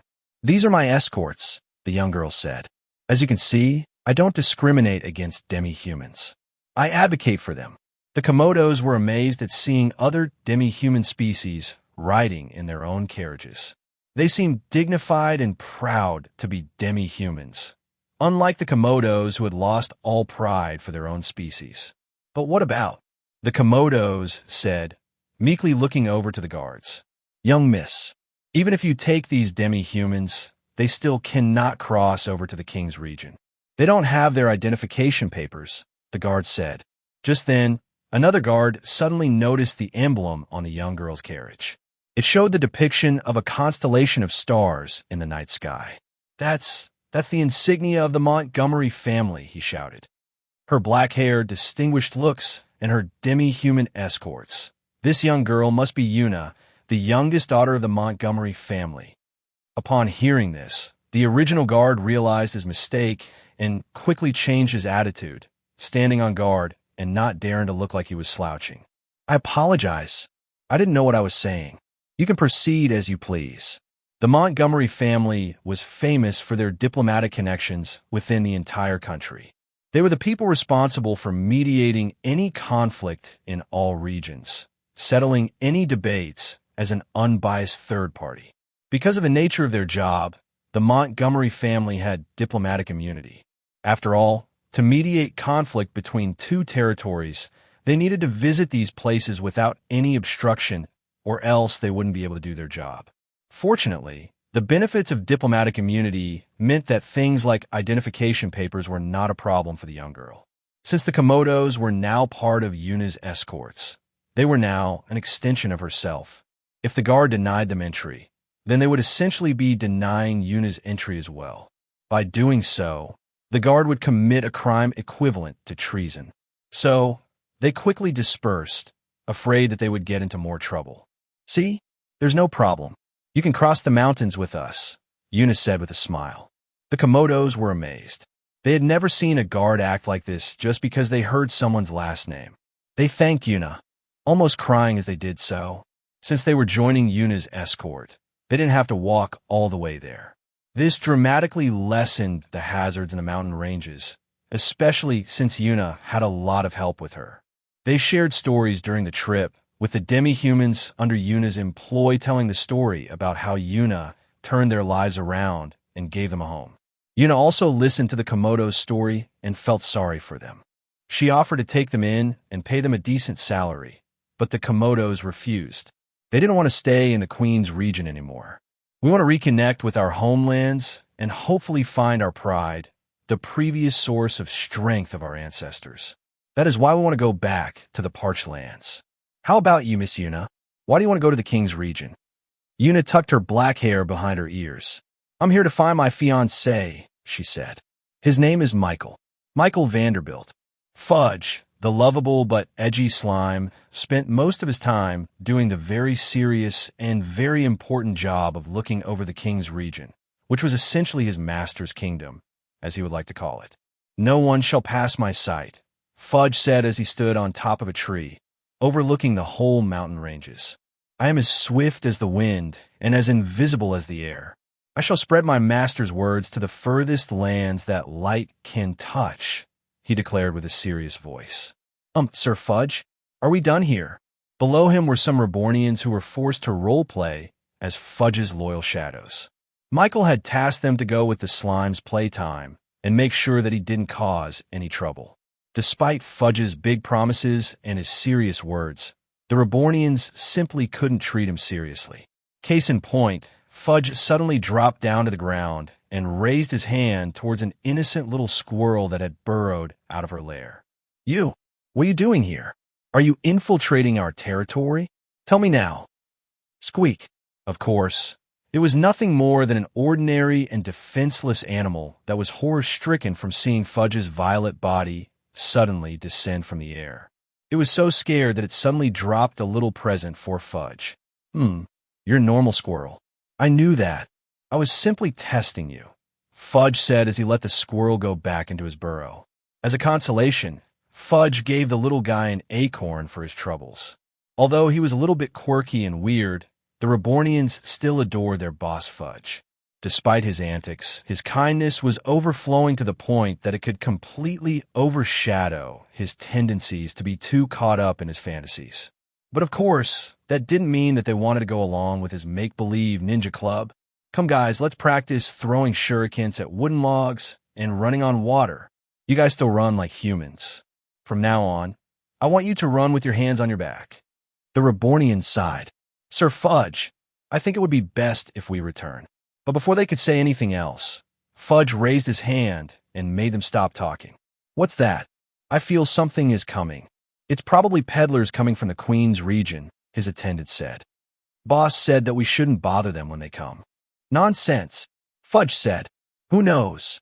Maybe they have the potential to become ninjas. Maybe one of them even has the ability to store a nine-tailed monster in their body. I have to meet them." Before Fudge's caretakers could stop him, the violet slime suddenly disappeared into the ground as a shadow and reappeared right in front of an expensively adorned carriage. Even though he prided himself as a ninja, Fudge made no attempt to hide his presence. He just jumped right in front of the carriage, forcing them and the escorts behind it to stop. "Halt, visitors!" Fudge shouted to the carriages. A few seconds passed before the door opened to the leading carriage. A young girl with a red dress came out, accompanied by a female ogre wearing a maid's outfit. The ogre eyed Fudge with a cautious look, while the young girl eyed Fudge with an amused look on her face. It was Una Montgomery and her escorts. A few seconds later, more humans and demi-humans came out of the escort carriages to look at the one responsible for stopping them right in the middle of the mountainous road. At the very back, a group of meat komodos peeked out as well, curious as to who the strange violet slime was. "Who are you, and why have you stopped our progress?" the female ogre beside Una asked, with a bit of an aggressive tone. "Please, Agnes, there's no need for you to treat him this way. What's your name?" Una asked Fudge. "I am the incarnation of shadows.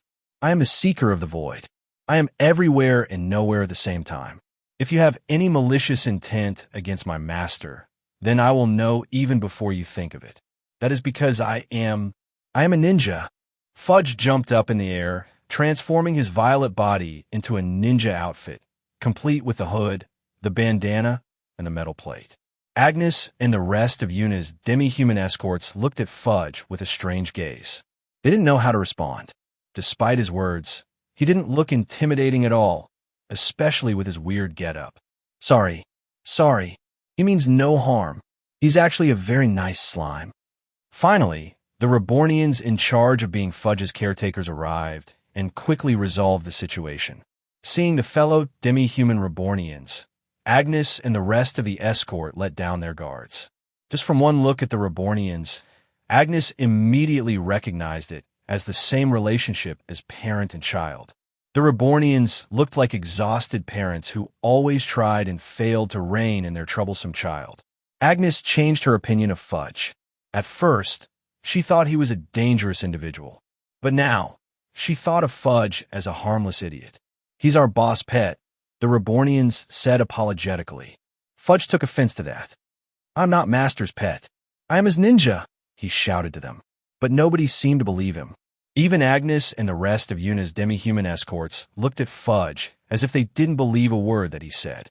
Fudge's proud, bulbous figure suddenly deflated as he realized no one believed him for even a second. Doubt started to fill his mind. "Oh my, you're a ninja? This is the first time I've ever seen one in real life." Una gasped. Fudge's body inflated upon hearing Una's words. Yes, yes, I am, he shouted. After a few seconds, he looked up at Yuna and quietly asked, Do you believe that I'm a ninja? Yuna smiled. Of course I do. You can be anything you want to be. Fudge's eyes widened. Nobody had ever believed him before. Fudge looked at Yuna and saw nothing but genuinity in her eyes. It was obvious. She really believed that Fudge was a ninja.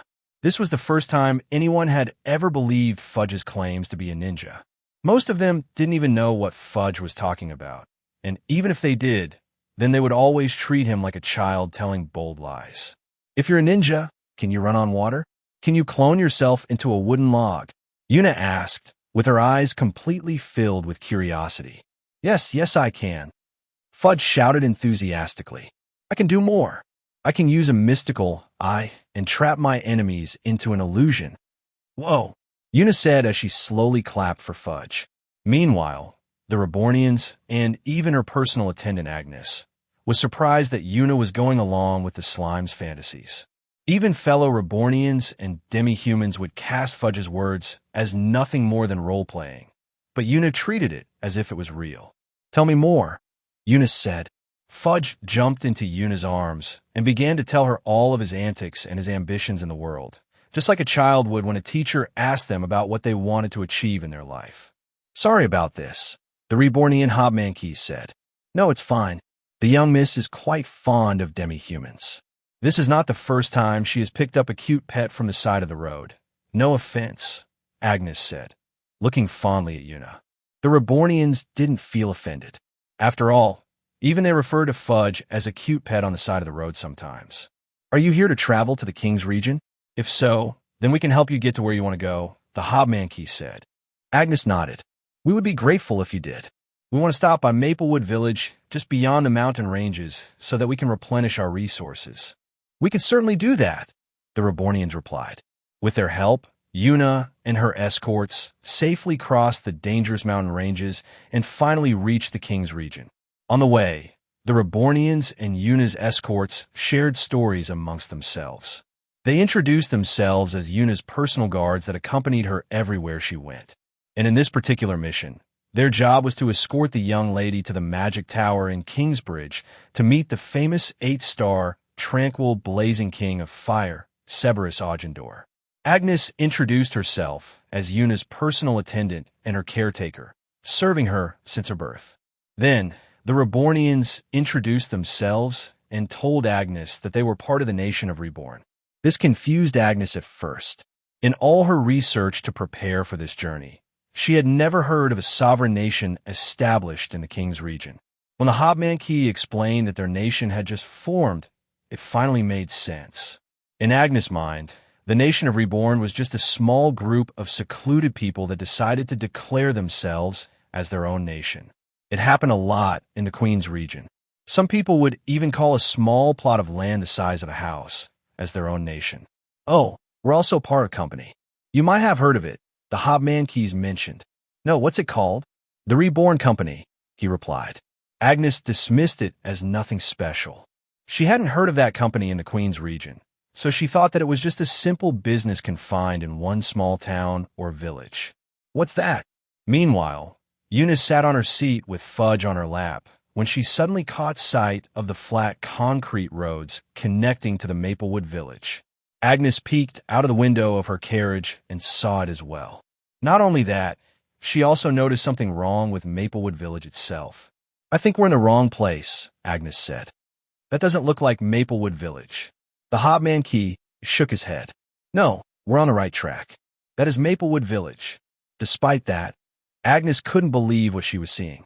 She expected a small townlet, with a population only in the hundreds and houses primarily made out of wood and thatch.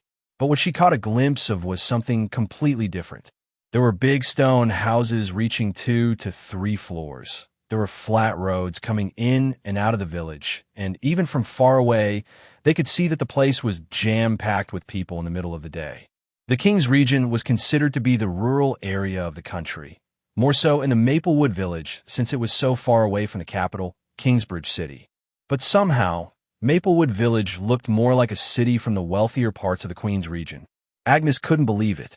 But perhaps the strangest thing of all was the strange metal box carriages that had no horses dragging it forward.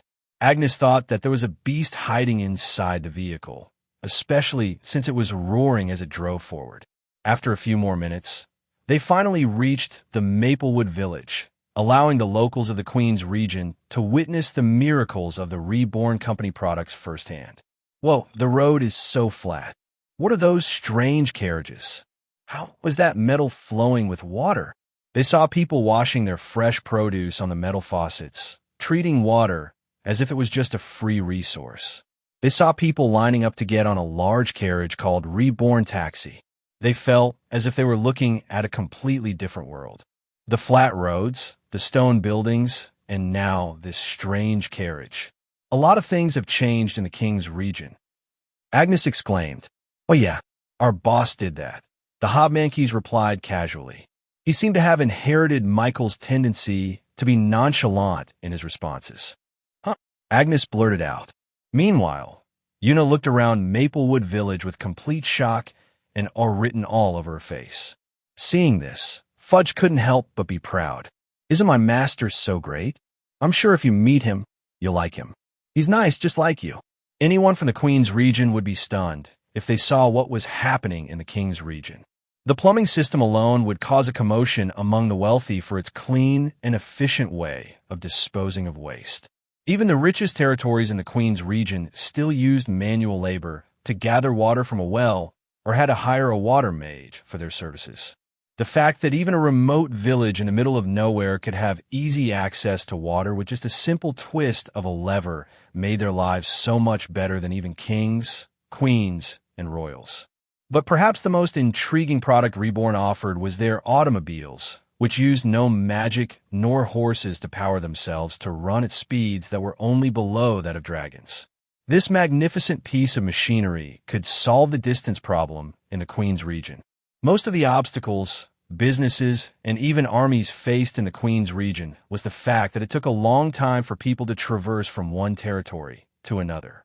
This essentially forced places to become isolated and secluded from other locations. That was why things that happened on the northern side of the Queen's region would only be known in the southern part of the Queen's region a few years later. But in the King's region, it seemed that all the cities, towns, and villages were a lot more connected and up to date with each other. This was all due to the fact that the Reborn Company offered their taxi services to people who couldn't afford to buy their own automobiles.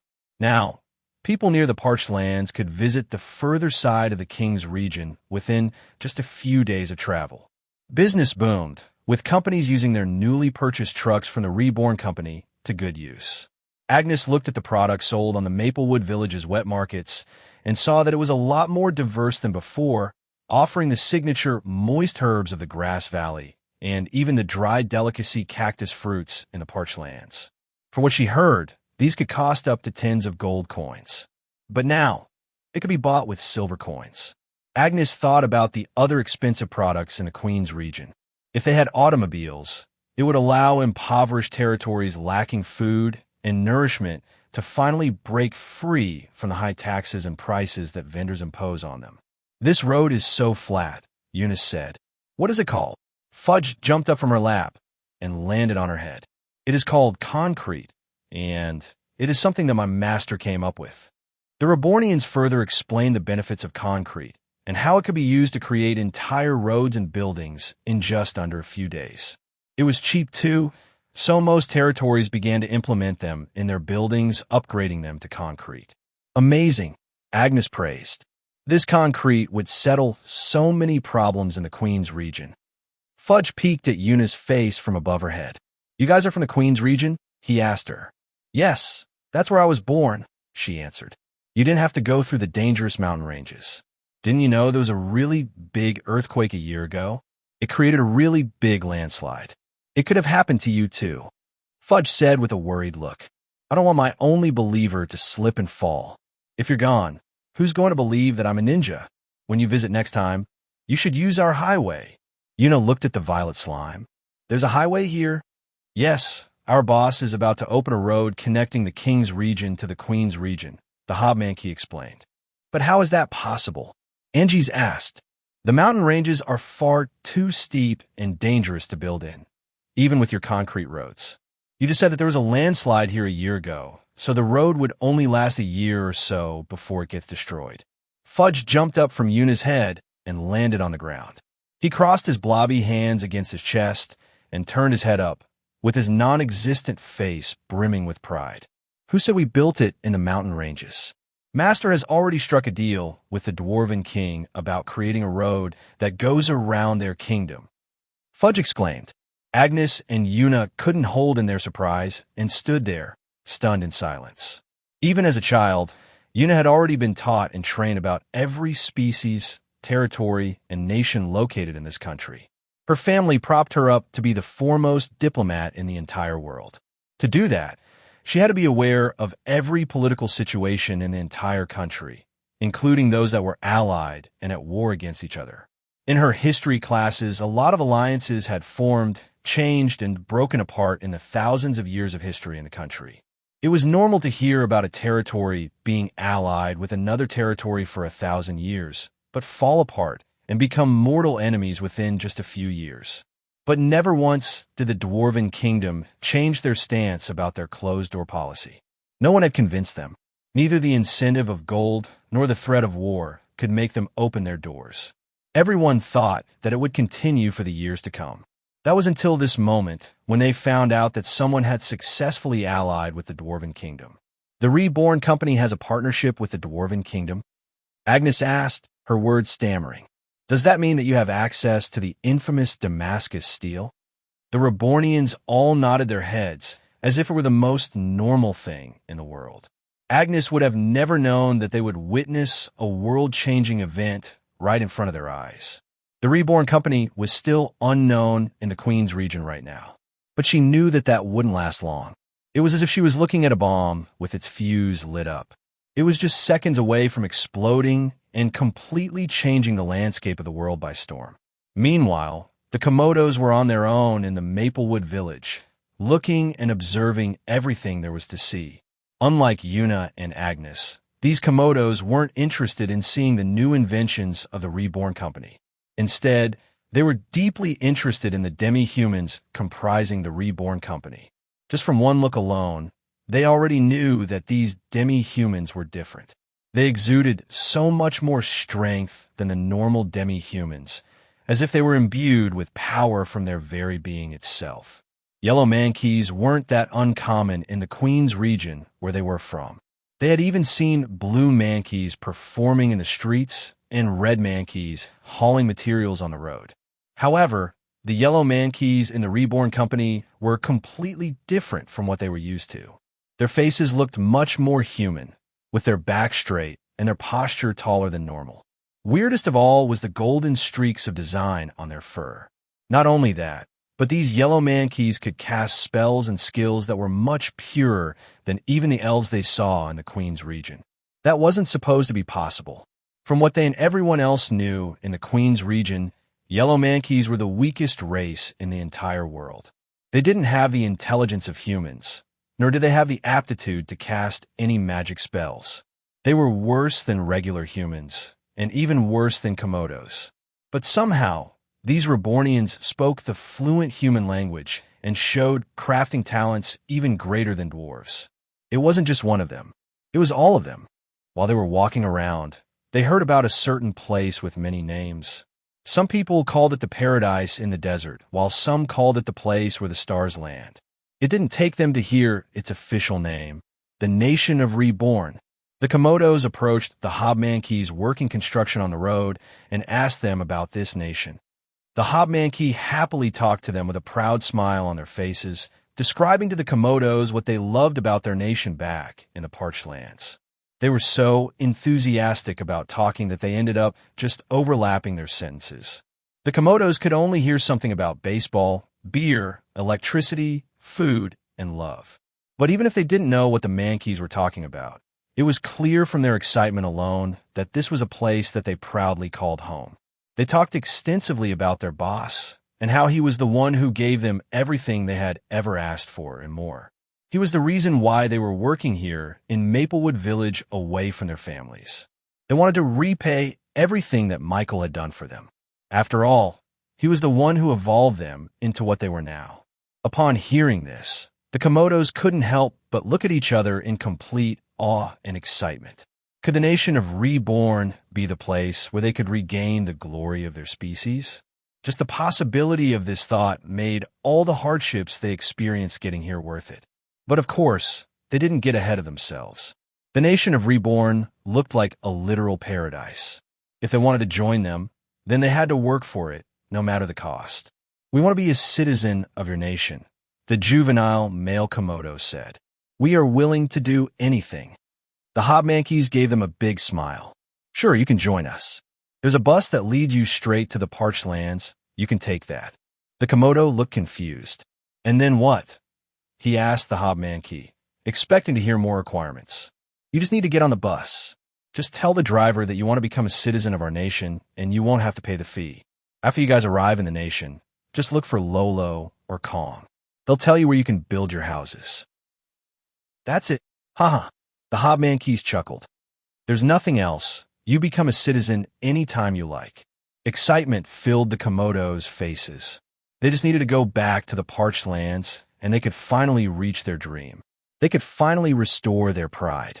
The young Komodos eagerly returned to thank Yuna for her hospitality for the past few days. They wouldn't have been able to cross here if it weren't for her. But when they got back, it seemed that Yuna and her escorts also had the intention of visiting the nation of Reborn in the parched lands.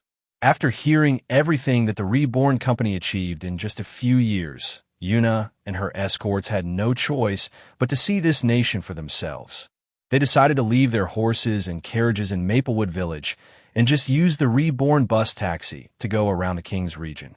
After all, it was much faster than the automobile, and it would give them a chance to see how different a car was compared to a horse-drawn carriage. They used the Montgomery family money to rent out a few Reborn buses for their own use.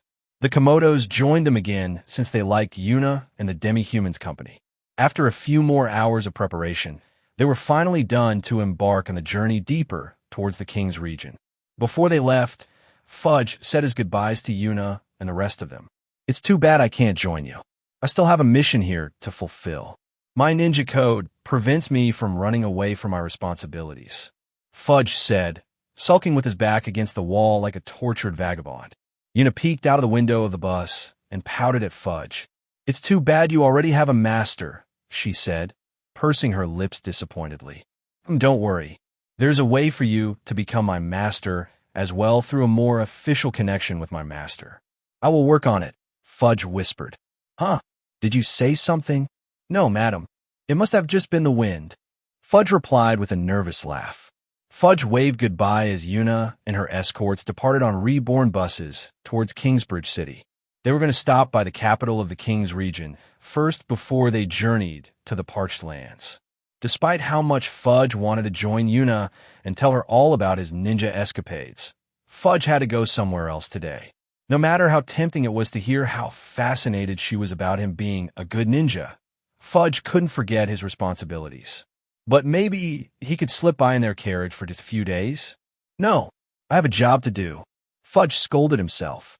He looked around Maplewood Village and saw the local inhabitants minding their own business, completely ignoring his existence, just like a good ninja. When he confirmed that no one was looking at him, Fudge descended into the shadow of a house and disappeared completely, reappearing in a vastly different space. There was nothing but darkness around in this new place, except for a dim ray of light that illuminated the corner of the room where a person sat comfortably in a chair. This person looked completely relaxed, casually sipping tea as Fudge ascended from the shadows.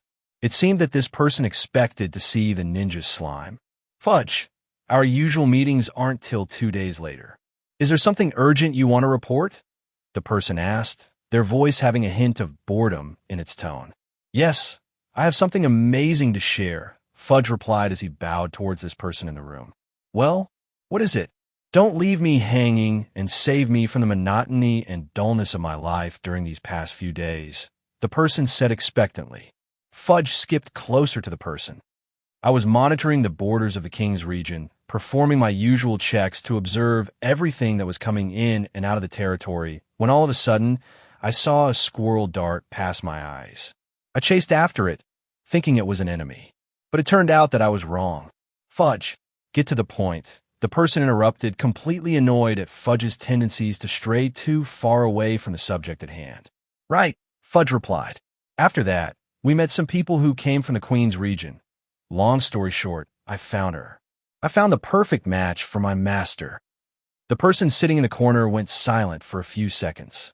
Then they leaned forward, letting the thin ray of light finally shine a light on their face. Her radiant blue eyes were reminiscent of Michael's eyes. It was Lilia Vanderbilt. It seemed that she was the one who had been indulging in Fudge's little club that he was trying to form. Since she was Michael's mother, she was the president of their Michael Club, with Fudge serving as the servant in the shadows. Usually, their meetings consisted of Fudge reporting to Lilia about everything that Michael was doing on a day-to-day basis. This included what he ate for breakfast, dinner, and lunch, as well as who he spent it with.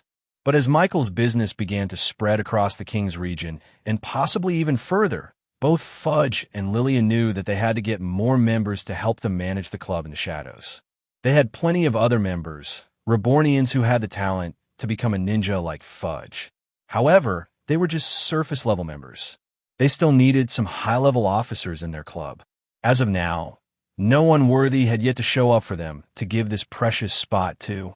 That was until Fudge seemed to have found the perfect candidate in Una Montgomery. Even though Fudge's motivation to make Una into Michael's partner was completely backed by selfish reason, mostly because he wanted to get pet by her all the time, Fudge still thought that Una was a potential candidate even by Lilia's standard. Fudge couldn't explain it, but it seemed as if Una was the perfect match for Michael, and vice versa. That was why Fudge wanted to plan a little scheme to get the two of them together, just to test the waters. But of course, none of this would matter if Lilia deemed her as unworthy. You think so, huh? Interesting. Tell me more, Lilia said with a mysterious smile on her lips. Meanwhile, unaware of his wife's scheming, Bart Vanderbilt took his personal automobile, gifted to him by his son, into the magic tower of Kingsbridge City. As he entered the tower, the mages and wizards working on the first floor greeted him with a friendly smile, which he reciprocated with a greeting of his own. This was not the first time he had been in the magic tower this week. Ever since he had given up on managing the Vanderbilt business in the King's region, Bart found himself out of work and bored out of his mind. Thankfully, it seemed that he was not the only one. He unexpectedly found a friend in Cerberus Augendor, the 8-star tower master of the King's region. Michael had been far too busy managing his business and his nation these days, so the tower master had no other high-skilled player to play against. It turned out that Bart was quite talented in chess, so the two of them played frequently to pass the time. They spent most of their days sipping beer and playing chess in the magic tower, improving their skills through friendly competitions. A good friend, Cerberus greeted Bart. Do you mind if we practice a few of my openings? I can't let myself be beaten by the young UNS in our competition. Bart had just entered Cerberus' room, but the chessboard was already arranged perfectly. Sure, Bart replied, but we must use a stopwatch. I need to work on thinking fast during a game. The two quickly started their game with much enthusiasm and liveliness. But just as they were about to start, Cerberus suddenly heard an apologetic wizard's voice transmit into the room. Sorry to interrupt, Tower Master. There's someone here to see you. Her name is Una.